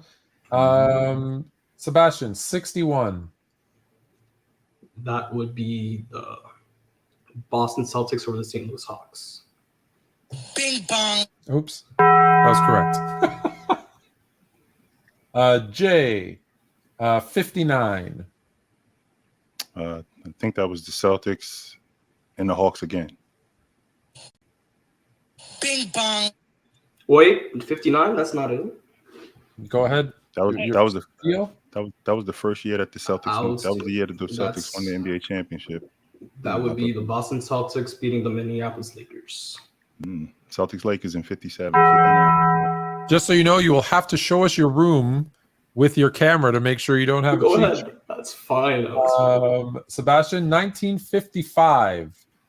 1955, that would be the Syracuse Nationals over the Fort Wayne Pistons. Okay. Sorry. Yeah. You got half of it out, so you get half the point. He started in time? Okay. No, you got it. What'd you say, Pistons and who? I said Syracuse Nationals over the Fort Wayne Pistons. Oh, nice. Portland Pistons in 55? Fort Wayne. Fort Wayne. Okay. Jay, we got two more. Jay, 51. 51. Let's see. I think that was Minneapolis. No. Time. Yeah. Time. Rochester Royals over the New York Knicks. Yeah. Fluent, get out of the 50s. You went in the 50s. What's that? Get out of the 50s. Oh, no. Well, that's why we made it harder. No. Oh, you want to do a couple more? Well, they've all, the last four. What's the score? It's 4 to like. I think I got 2 right, or maybe 3 or something like that. You got 4 right, Jay, and Sebastian has I think 8 because he got his steals. So. All right. 1976. Who's this one for? Jay. Okay, 1976. Phoenix and the Celtics. That's it. Okay. That's it. Sebastian, congratulations. Thank you. Job. Okay, show us where your cheat sheet is. Right here. You've been studying for 2 weeks, so Oh, he's had to studying win for 2 this weeks. one. Good game. Sebastian, appreciate you. Thank you, brother. Thank you. Thank you, guys. Good job. Have a good night, guys. That's Have a good night. You guys have even though you got some wrong, that is I can't Yeah, do you guys that. have insane memories. Mm-hmm. I don't know. I couldn't. And the funny part is, just so you know, Jay, I was looking. You were always, and it might have been like the 50-51s. You were always a year off. So it's like when you said Lakers in 51, that's Lakers because you usually go in order. The season is 50-51. Yeah. Right. Wait, you know what would have been more fun? Because that was like he's been studying for that, so it is. That's good. He killed that. But you know what we should do next time? Yes. Is do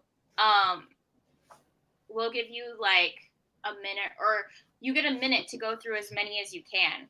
Right. Because that's your mind works that way, Jay. And if he memorized them, I think he could do that. So we could do like, all right, list off the 60s in 20 seconds. Go.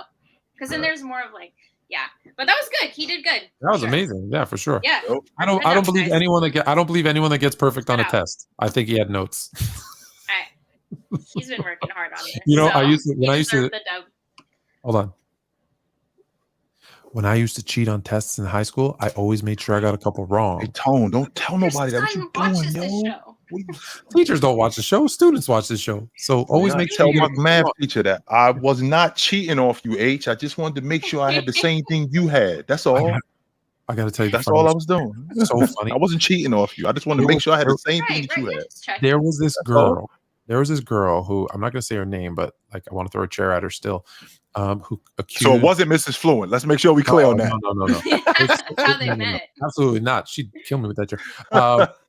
Who told the teacher in I think it was in law class that me and my friend were cheating because I was letting him cheat off my test. You had a snitch in the class, Tone? Yeah. So here's what? Man, funny part. You guys, you might not remember, but there used to be these things called scantrons, right? Where it's like A, B, C, and you'd like question 1, and you put the answer was A, B, C, right like that. And so when he started with question 1, or sorry, my question 1, he put his answer number 2. He was off by 1. He didn't realize. Oh, yeah. So she's like, you know, we've been told that you've been cheating, and now you're in trouble. And I'm like, really? And they're like, yeah. I go, we didn't cheat. And I'm like, did you mark the tests? And she's like, She's like, no. And I said, well, why don't you mark the test? And so I got a great grade, and he failed miserably because he was off by 1 on every single one. And I said, how'd he do? And she's like, he failed miserably. And I said, so you want to apologize now or later?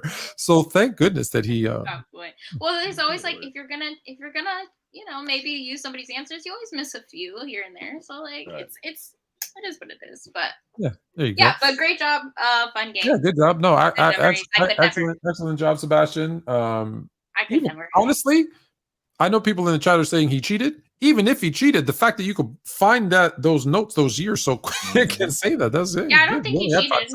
Yeah. I think he just memorized. I think he memorized them all. Yeah, I think he did good. All right, Rolo 555. Thoughts on the tragic life of Bryson Dell?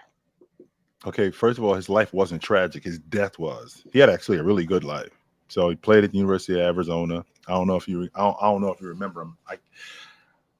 His name was Brian Williams. Played at Arizona. Brian Williams. Played a bunch of years.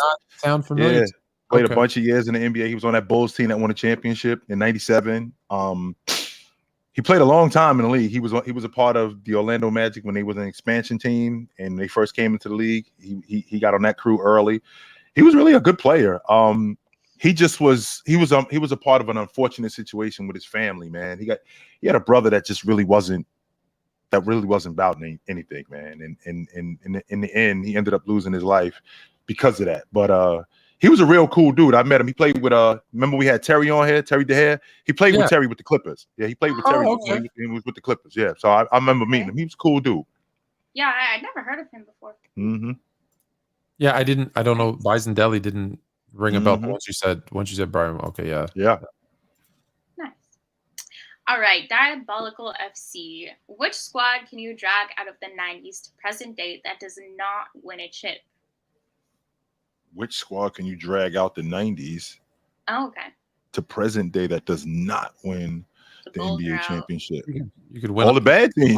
All the bad teams. Yeah, all the bad teams. Wait, all the teams that never won chips then? Yes, all the bad teams. That was in the 90s. I think he means like a championship. Like give me who won the Vancouver Grizzlies. Right. 1995 Vancouver. They are not winning the NBA championship. Even with Big Country. With Big Country and Abdul Rahim, they still not winning it. No, they not. Oh, Sharifa. Was he on that first squad? Was he their first draft? He was up there with Big Country. Yeah. Okay. Mm-hmm. Yeah. So okay, but clarify diabolical. Let us know if that's what you meant, because that was way too easy. Which championship squad? I don't know. Yeah, let's go. Which championship squad doesn't win? Mm-hmm. Okay. What's up, Leaf at Chill? By the way, 2018 Steph, CP3, Harden, Kyrie, Russ, top 5 guards. Just so you know, Tone, I just want to put this on your mind really quickly. From 2015 to 2020, I'm sorry, from 2016 to 2020, that's a 4-year span. What player do we have that has a 4-year span of not making an all-league team that's a top 5 player at his position? Probably no one. That's Chris Paul. From 2016 to 2020, he was not on any all-league team. But he's telling me that he was a top 5 guard in the league during that time. No, he wasn't. So who do you bump CP3 out for? Damian Lillard, who, by the way, was in 2018 first team All-NBA, in addition to the other All-NBA teams that he made previous to that and after that. So let's try again. I don't think so, brother. Yeah, you can't. You gotta. Okay, Angie Carr. I think Belichick and Popovich have similar paths. Nah, because Pop was different in the aspect of him being in San Antonio. After that first year, I mean, he was on his way out. But then they ended up winning it, and then he had an opportunity to build that thing. Belichick, he was different he started in Cleveland, and he was turning that thing around, and he ended up getting canned because I think they moved. I think they ended up moving. That was before him in 90. I think he got rid of Bernie Kosar to bring in his own QB, and they all got pissy about it. Right, and then he ended up getting canned. So I don't think that those two guys were the same, because I don't think Belichick in the beginning job for New York with the Giants for like one day, and then no, with the Jets. Oh, was it the Jets? Oh yeah, right. He was a coordinator with the Giants before Cleveland. Right. winning the bowl game. He was the defensive coordinator on that 91 team that won the bowl game. Yep. Right. How much longer do you think Bill's gonna be a coach? Do you think he'll do it till he can't walk anymore? If New England doesn't make the playoffs this year, he's on the hot seat. I think until his son can take over for him. I think there's a lot of love for Robert Kraft and Bill Belichick. But I will say this: I can see because it said similar path. So similar path in the sense that they get on a franchise, they get a generational player who becomes one of and the other the greatest of all. Actually, both of them, the greatest of all time at their positions, and they win like a lot of championships over a very long period of time, and they are great for super long time. So if you look at it that way, yeah, I guess similar. Yeah. JNYC, salute to the trio. Salute, H Jay. Boogie, Tony Tone in the house. It's been a rough start, but we here. Hey, we pros, yo. We get it done. All right, Mello Williams. Whose fastball is harder to hit? Araldis Chapman or Randy Johnson? To be honest with you, as good as Araldis Chapman was, Randy Johnson at 6'10", left-handed, throwing smoke. I think he was throwing 95 at 40. Oh, yeah, he's yeah. I think he was still throwing 95 at 40 years old. So, I mean, don't get me wrong. Araldis Chapman, I think he, at one point, he was like 102 on the gun, something like that. But, I mean, I don't think it's that. When I think about a fastball, I think Randy Johnson because have you ever stood at the plate at a major league park and have someone throw a ball? Never had that before. No. Okay. So only one time, and it wasn't Randy Johnson, and it wasn't 100 miles an hour, and it was maybe 70 miles an hour, and it was still like, damn. I couldn't imagine a 6'10" dude with long arms too, just throwing 100-mile-an-hour fastball at me not just ducking for my life. So I'm going to go, no disrespect to Chapman. I'm going Randy because that, no. Does you guys know what the fastest fastball ever thrown is? Like, what's the record? I think it's Chapman. Really? Yeah, I think Chapman was on the gun at like 102 or 103, something like that. He was throwing smoke. That's so great. Yeah. By the time, it looked like by the time it left his hands, it was in the glove. Like, yeah, couldn't even follow it. It was so you fast. can't even see it. Like, how am I supposed to hit that? Listen. This is how there's a player. Not many people probably remember unless they're actual baseball people. Tony Fernandez, and Tony Fernandez used to do the weirdest thing, and I understood it once I saw, like I said, a pitch coming from a mound. He used to they used to, with a gun, shoot popcorn kernels, like before they were popped, like the kernels. Yeah. Used to shoot popcorn kernels at him, and he would try to hit them. And everyone was like, dude, what are you doing? He goes, if I can hit a popcorn kernel, I can hit a fastball. the ball's gonna look crazy. like this. I can hit a fastball. And Yeah. I'm like, that's because that's wild. it hits you so quick that's how accurate you have to be. Like, I think baseball, as much as people say, the guys look overweight, they're not from a skill perspective, there's so much going on, right? You got to hit a ball that's coming at you, anywhere between 85 and 100 miles an hour, and it's not just coming straight. Like, it's dipping, it's diving, it's got velocity on it. Yeah. And you got to hit that, and then you got to run, and you got to catch. Like, there's so much going on. You need to be so skilled to really play professional baseball that I just think I forgot who said it, though. I forgot who said it, Tone. He said that trying to hit Sandy Koufax is like trying to drink coffee with a fork. There you go. See, there you go. You're impossible. Like, how the hell are we doing that? Yeah. Right? Like, just think about it. If you know what they call someone, a hitter in baseball, who fails 70% of the time? A Hall of Famer. A Hall of Famer. Yes, sir. Just think about that. A Hall of Famer. All right. Angie, thought you helped Naismith create the game, Flu. I just told you I did help Naismith. Yeah, You're you absolutely You were right. there? Yeah, I was Right there. there. Yeah. He was the one who cut the hole in the peach basket. I'm actually gonna talk about Naismith, but it's interesting. Only coach in Kansas University basketball head coaching history to have a losing record. How about that? James Naismith. how you invent the game, and you're the one you have a losing. I do have to teach it too, Tony. It's a difference. Like, I invented the game, but I got to teach it too. Well, dude made up all the rules himself. He should Right. know them inside and out. And I got to get people competent enough to be able to do this. Because the best game plan, I've always stood on this logic. The best game plan is the game plan that we use against you. Because as good as you are, your game plan, smart coaches, what they're going to do is they're going to see your game plan and they're going to use it against you. You don't have a counter for that. Yeah. Mm-hmm. Very true. And it's just grown over the years. Okay, you guys, one more super chat and then we will go into our main topic. Mm-hmm. And see what the chat thinks. All right, Almighty Lambo, what year of a player is your favorite version of them you ever experienced watching for a season, if that makes sense? It does make sense. So your favorite player in that favorite year of their career. Neek in 88, that was the best version of Neek.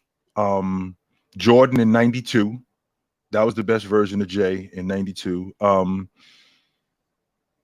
James in 13, that was the best version of him. I want to say Olajuwon in 89. Even though 94, that was probably his peak, but Olajuwon in 89 was fantastic. He was incredible. Well, he was drafted in 84, so he's like 5 years, and that's kind of where you start to He was awesome. Oh my goodness. In 89, holy shit. H, he didn't make the all-league defensive team. He had over 300 blocks and almost 300 blocks and over 200 steals at the 5, and he did not make the all-league defensive team. Those people should be held accountable that didn't vote for him. What the hell? Come on. Maybe 87 Magic. I think that was the best version of Irv. I do. 87 Magic.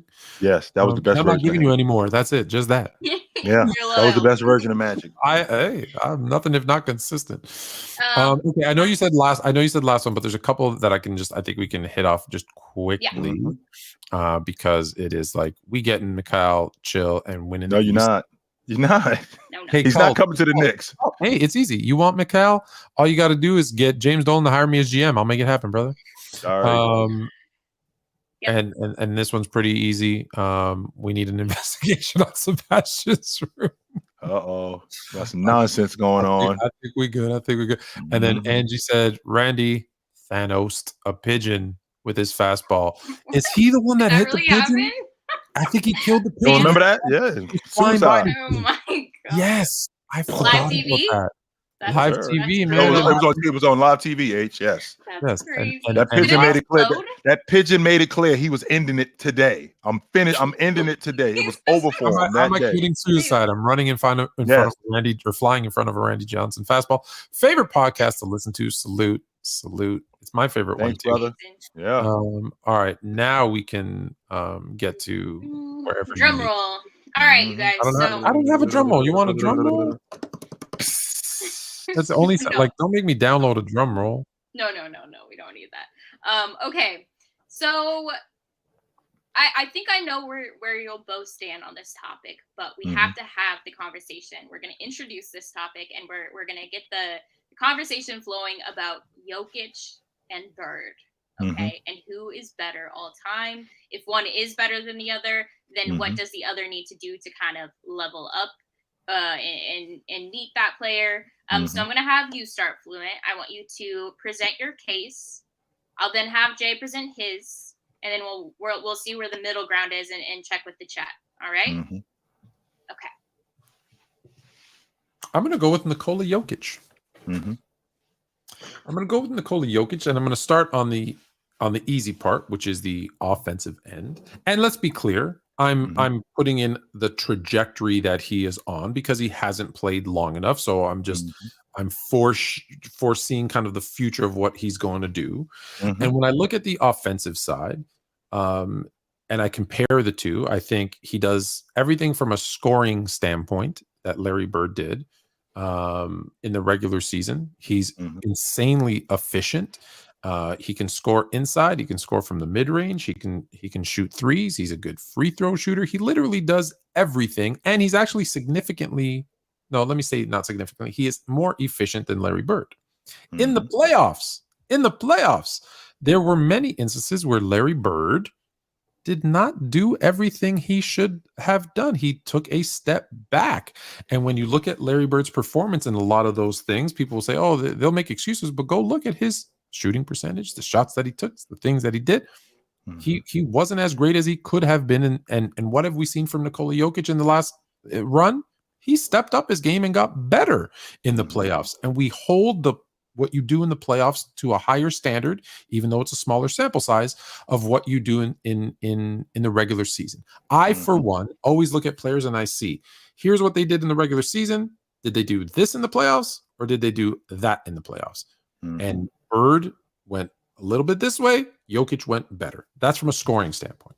So you got a guy who's just as good of a scorer, just as good as a shooter, just as and more efficient, and gets better in the playoffs. From a playmaking standpoint, they were both great playmakers, but Nikola Jokic runs the point as a 7-foot whatever point center, okay? And he can make every single pass, be it the easy pass, the bounce pass, getting easy shots, full court bombs. He does it all. So he is, I believe, the better playmaker as well overall. Where you might say Jokic falls short, where you may say he falls short is on the defensive end. But I believe part of that has to do with the fact that, one, the style of play in today's NBA is faster than it was when the Celtics played. They slowed the game down, and he had Parrish, McHale, Danny Ainge, Dennis Johnson. Like, he had a team, Bill Walton coming off the bench. He had a team of Hall of Famers that could play defense that when if you know this, players get better when they're on good defensive teams.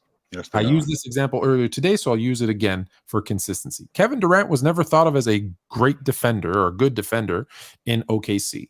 He goes to the Warriors, who are a good overall defensive team with Iggy, with Draymond Green, etc., and Klay Thompson. And all of a sudden, hey, KD's a really good defender. Well, yeah, it's easier to be a good defender when all you have to worry about is your man because you know there's good defenders around you.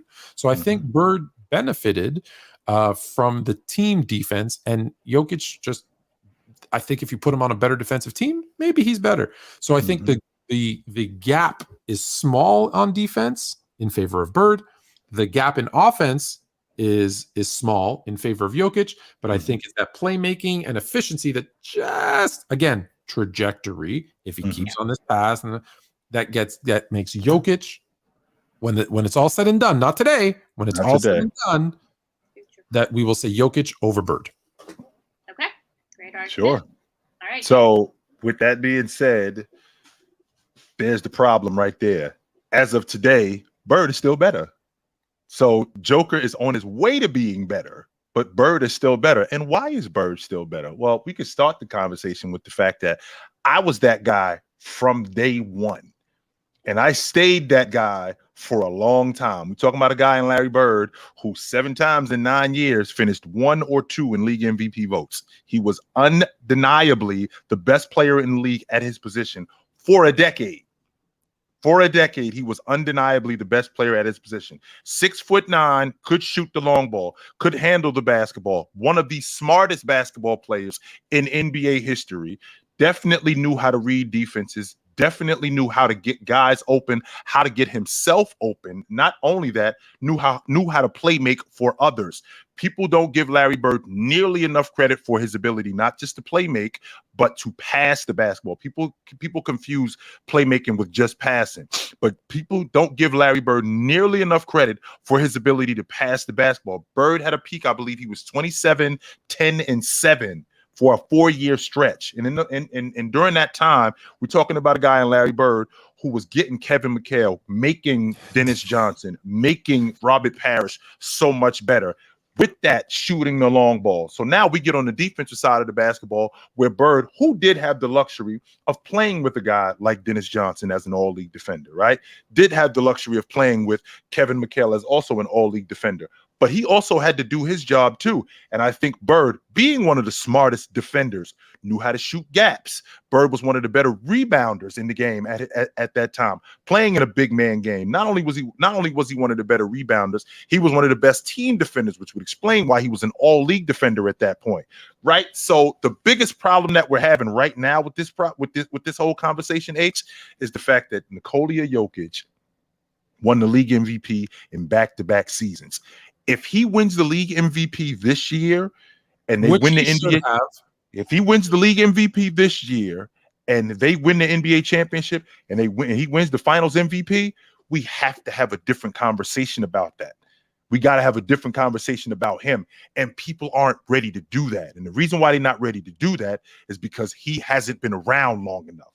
If we having this conversation 3 years from now, if he had done that, that's completely different. But the fact that Jokic only been nice for like 4 or 5 years, as opposed to Bird, who we have an entire decade of a body of work that we can go off of from Larry Bird. So when we're talking about Nikola Jokic right now, he's not as good as Larry Bird. Are we talking about Nikola Jokic if he keeps this up in 4 or 5 more seasons? Absolutely we are. But as of right now, he's not better than Larry Bird.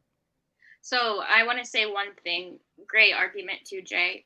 The interesting thing is with Jokic, and I didn't watch Larry Bird like that. I didn't know his mannerisms or his attitude. You know, you can kind of get somebody's air. I love Jokic. That guy's hilarious. He's such a good basketball player. You find joy in watching him. It takes a little time. You can see him a little boring.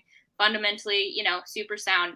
But I've grown to really love Jokic and who he is. The thing is with him is we saw it with this championship, right? So many of these guys, like Chris Paul, he dreams, he's hungry. All he desires is to win that championship ring so he can just go live his life and retire. Mm-hmm. But Jokic wins it and he barely cares. And I honestly think I know he cares. I know he does internally. I think his value and the weight he holds is very different. He's also from a different place. So I understand it all. But do you think that could hinder maybe his longevity in this league? Do you think there's any part of him that would play for 3-4 more years and then maybe kind of say, I got money for generational wealth, I'm good to go, see ya? I don't think that would hinder him, because at the end of the day, I do think he loves the game. He's one of those guys who you can't be that good and just leave it at the door. No, he absolutely loves the game. It's just he's got other things going on in his life, just like anybody else, right? So yeah. I think that he wants to be great, and I think he wants to be talked about like the all-time greats. He just doesn't take it home with him. But when he comes into work, 100%, he's ready. That's all he cares about. He does his best to keep it away from home, but when he's at the job, he's absolutely on it. No doubt about that. Now, with that being said, you know, Bird, he had other things going on. That's why he screwed up his back. He was building a house for his mother and ended up screwing up his back. So he had other things going on too, but that didn't affect him nearly as much because he still was awesome with a bad back. Yeah. Right. So he still was awesome with a bad back. And to Tone's point about what Nikola Jokic did in the playoff, Bird had some playoff drops, but the stuff that when he didn't drop in the playoffs, when he was awesome in the playoffs, oh man, he was awesome. So the 84 season, when he had to deal with Bernard King in the playoffs, right? In the 86 season, when his scoring average dropped, I think like less than a point. But I mean, that was regarded as the best team that he had ever been on with that 86 team. So he was awesome. He had some playoff drops where they got swept in the playoffs in 83 by Milwaukee. But when he was good in the playoffs, he was fantastic. Who are the in the NBA today? Who are the top centers in the NBA today? Joel, Jokic, Bam, yeah. Looney. Then it gets tricky. So Joel, Joker, Bam, Rudy Gobert, Claxton, Jared Allen. Who else am I thinking about when I talk about five men? Anthony Davis. Maybe Anthony Davis, but Anthony Davis is more of a 4-man. But Anthony Davis, sure, yep, Anthony Davis is definitely in the top 5. So you had Gobert, Bam, Anthony Davis as like top defensive, especially centers defensively. But Joker, Jokic went through all 3 of them to get his title this year. Yes, he did. That's Jokic crazy. went through all three of them to get his title That's this year. dope. I love that. So I'm just saying, if I put up these 3 seasons, does Jokic have an all-star teammate? Not this year, he doesn't. Does Jokic have an all-NBA teammate? Not this year, he doesn't. Did Bird have all-star teammates, all-NBA teammates? Yes, he did. So I'm not going to say championships. I put up Mhm. Jokic's, and I said, if he keeps on this path, I did say that. But I'm going to take his last 3 years, including this one, the crescendo being the championship. Yep. I'll put him up against any 3 of Bird's seasons and Mhm. say, even without the additional, you're Yeah. having a conversation. You're having a when you look at the body of work, when you look at the statistics, when you look at who they had around them, their supporting casts. Mhm. I'm putting it. I will tell you this to the idea about him not having an all-star teammate, even though this season and even in the playoffs, this was the best that he played. So I could use that same logic. In 1991, Michael Jordan didn't have an all-star teammate, even though Scottie Pippen, the year that he made the all-star team, which was the year before, he actually had a better season in 91. He was actually a better player in 91. Why didn't he make the all-star team? That's a good question. Why did he not make the all-star team in 1991? I think about that too. Why did he not make the all-NBA team in 1991? He was in year 4 and he was materializing. So the idea that could be misconstrued when you're talking about a guy not being an all-star, when you're talking about a guy not making the all-NBA team, because we've had instances. Prime example would be Scottie Pippen, where a guy had a better season than the year he did make the all-star team or the year he did make the all-NBA team. Dev, we'll get your super chat. I promise. We're just gonna finish the debate, but we got you. I just finished the debate. I told you went up against 3 of the top 5 centers in the league and whooped their ass. And that was a great counter. Both of you did a great job. I want the chat. Drop who you think. At the end of the day, obviously, hands down, it's Bird right now and probably will be for at least the next 5 years. But if we could see, if you had to guess, and we're having this conversation on Fluent and Chill in maybe 7 or 10 years, because we'll still be here. We'll still be here. We're not going anywhere. I feel like you might take over the moniker, but yeah, sure. Then who do you think is going to be better at that time? You got to let us know. So Brian, you got Bird, later Jokic. I like it. So yeah, let us know about those. And I think you both did a great job. Definitely opened my mind. And it's hard. It's hard to have. You know how easy it is to have a debate like civilized, without yelling like this and talking over you every time. Yes. Of course. Yeah. Absolutely. Yeah. We love it. I'm not, and to answer your question, H. Yeah. I'm not. And Tone and I have had this conversation. I'm not one of those. I'm not the old head Tone. I'm not old head Tone. That's still telling you at 84 years old, Bob Cousy is the best point guard that I've ever seen. So you telling me in the 50 years that you've been watching the NBA, you ain't never. I can't. That was basketball. That was basketball. You ain't never seen a point guard better than Bob Cousy in 60 years? Come on, man. So in the next 20 years, the greatest center of all time has to be George Mikan. I'm telling you, that sounds nice. Dooplies, okay? No shot clock, okay? He knew how to get it done, okay? George Mikan played in the league 80 years ago, almost. We're talking almost 80 years with George Mikan, right? So we're talking about a guy in Bird who basically 1982. So 20 more years, Bird will be out the league 52 years. So in 20 years, I'm gonna sit here and go, yo, I ain't seen nobody better than Bird in 50 years. That would be so disingenuous, because you can't tell me that in 50 years you ain't seen nobody that you can say at least there's a conversation. Right. Yeah. I think he just made my point. Just not right now. That's all. Yeah, just not now. Give him a couple we'll years. Reconvene at some point. But all right, we'll finish out these super chats. So Dev doesn't think we forgot him. No, we did not. Who said we didn't? Dev, DEVV. I don't have one from Dev. Oh, well, then we'll see. Angie Cart, hey H, thoughts on Hailey Van Lith joining LSU? Speaking of super teams, here we are. No, I'm super stoked. I think it was a great move for her. I think it's tough because they lost some of these girls like Alexis Morris. Some of these girls either got drafted or won't be joining the school again. But I think LSU, I don't know. I think it's safe to say if they keep it up, they still got their coach, they still got all the pieces. I think they could easily be in the championship again. And real quick, H, she nice as hell. Yeah. I just want to put that out Oh there. yeah. She is nice she's as tough. hell. Yeah, yes, she tough. is. She is nice. It's scary. And I love Caitlin too. I feel bad for her. She's kind of like on this island. Not her team is great too. Love those girls, but LSU, man, they're the superpower. You can't stop it. So yeah, I'm here for it. I'm here for it for sure. Dev, send it in the chat again and we'll read it because we may have already read it and maybe you missed it because I have one more from Mello. All right, yeah, we'll read Mello's. Just type it in. You don't have to pay again, Dev. All right, Mello Williams. Giannis and Jokic form the dominant form of. Oops. You good, H? You good? Brains up. From the top. Okay, we gotta pull it up again, real quick. Sorry, Mello. Hold on. Yeah, I didn't memorize. From the top. You didn't memorize it? Come on. From the top. Slow today, guys. Just like my Wi-Fi. All right, Mello Williams. Giannis and Jokic form of dominance has been something special to witness throughout the years. Yes. Tone and I have had this conversation. The big man is alive and well. He's what he is he's updated software. That's what he is today. He's still doing big man stuff. He's still rim protecting. He's still rebounding. He's still rim running.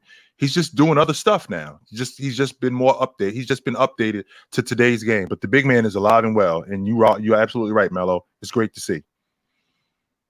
Yeah, it's again, I think we've had big men and we're putting Giannis into that conversation of big men. You've had Giannis, Jokic, Embiid. Like these are your last MVPs. These are you guys that we're saying are the best players in the NBA, which and you got another one who just got drafted who's 7'4", who people are saying is gonna be the next one. I disagree, but it's great to see because I think the NBA is at its best when there is diversity in a sense that when I say diversity in position and play, and when you have that inside outside game, when you have ball movement, when you have like those are the things I think that make the NBA. This is why I had I forget who. Anyways, we had a conversation.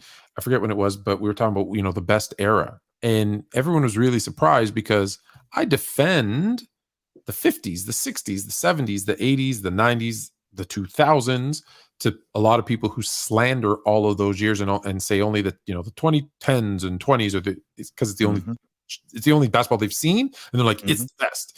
And so I defend 1947 right through to 2009, and people think that's because I think that's better basketball. No, I love watching basketball today. I think the movement, the ability to shoot from anywhere on the court, getting to the lane, the handles that they have, the passes that they're making, phenomenal. I love it. It's my favorite to watch. I think it's the most exciting, but I'm not going to say the other guys were. I don't do think, and I hate this, but it's not better or worse. It's just different, and you can appreciate different, and that's okay. It's okay to be different. It doesn't always have to be which is better or worse. But anyways, I still miss Olajuwon and Shaq though, Tone. I do. I still miss Olajuwon. I still miss Shaq. I still miss David Robinson. I'm not gonna lie. I do. I miss those dudes. I think that's Sorry, I was just gonna say. Just think about this. Just think about this. All these big men now, heck, some guards. Who are they going to teach them footwork?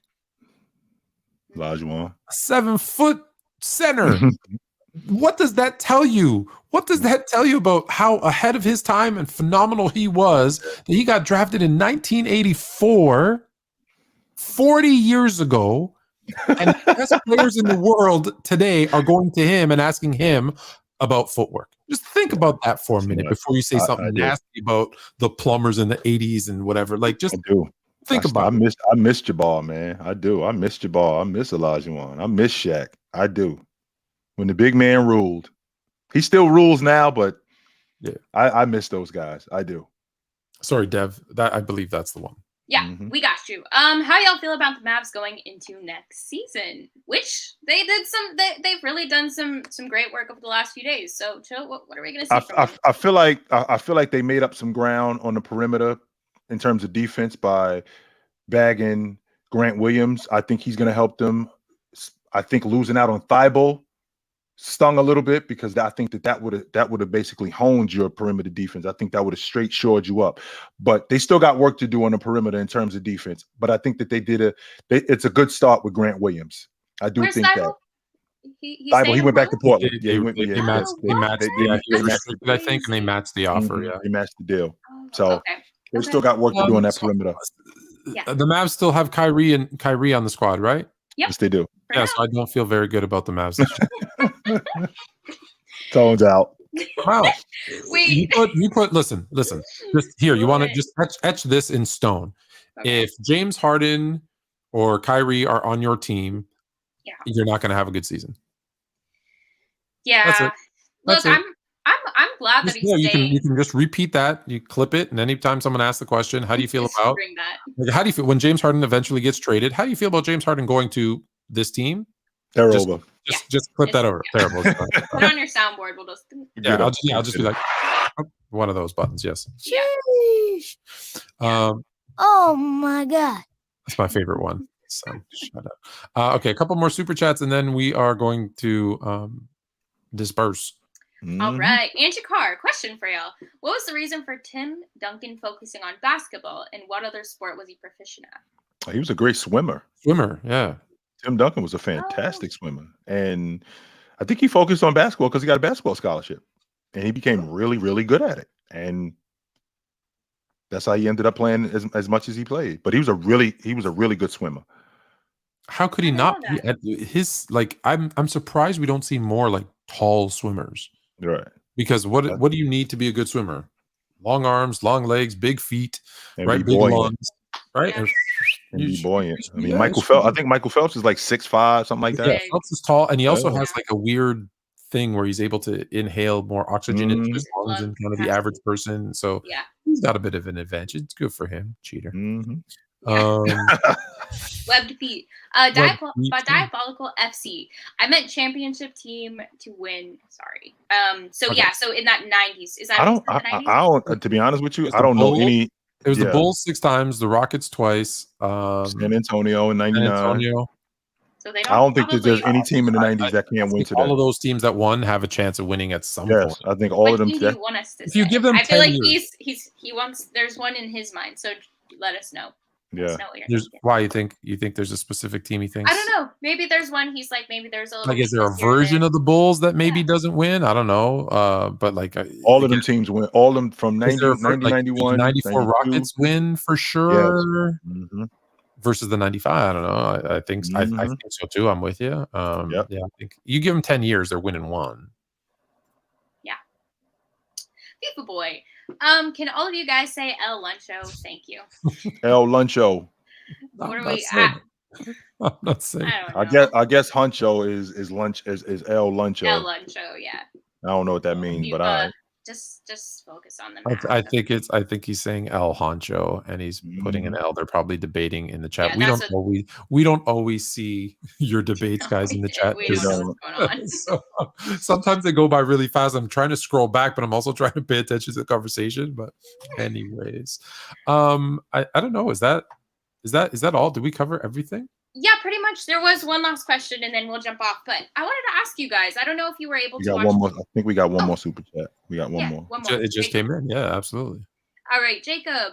The Warriors' new GM is a fraud. Get them a big man. No, Mike Dunleavy. First of all, no, Mike Dunleavy is not a fraud. You don't even know what kind of GM he is, Jacob. Not to mention, hasn't done anything. The season hasn't even started yet. Yeah, you haven't even seen him. So that's one good step. But not to mention, you spoiled, rotten Warriors fan. Remember, like this dude that I got to deal with every day. This dude over here, who's also the spoiled, rotten Laker fan. Your team was in the NBA championship 6 times in 8 years. You don't have any. But before Steph Curry showed up and y'all won, before y'all won that playoff series in the 12-13 season, y'all won one playoff series in 27 years. You don't have any right to call anybody a fraud. You guys were a joke as a franchise. Be happy of what you've been doing over this last decade or so that you've had these guys. I think, Jay, it's just like that. I see what you're saying, and I agree. I don't think he's good or bad. I'm indifferent. But I do wonder, Like, what's with the silence? Every other team except for like Miami has done a ton of things, and Golden State's done nothing. Nothing. They have no money. That's the major problem. So do they have enough to give like Christian Wood a 1-year No. contract No. or the guy? No. I don't care. They don't. Somebody down the street. Anybody. No. Just They somebody. don't. No. They So don't. we're just calling it a wrap. We tapped out, H. Yeah. Sorry, All right. we can't go shopping. good I really run. want to go shopping. 400 million after luxury tax for like we're Free done. Chet. We're not giving you any more. FYI, the reason Tim Duncan apparently Oh my god. picked up basketball is because a hurricane destroyed all the pools. Angie with the facts. Always. In the Virgin Island. Terrifying. All right, you guys. Well, and on that note, the question I wanted to ask you though, before we jump off. So, if you haven't seen Summer League, I don't know if you have or have not, but thoughts on real quick on Chet Holmgren.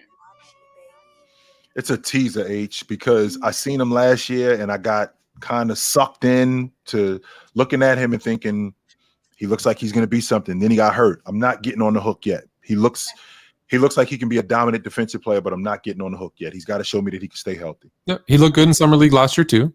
So now I need you to look good in the regular season.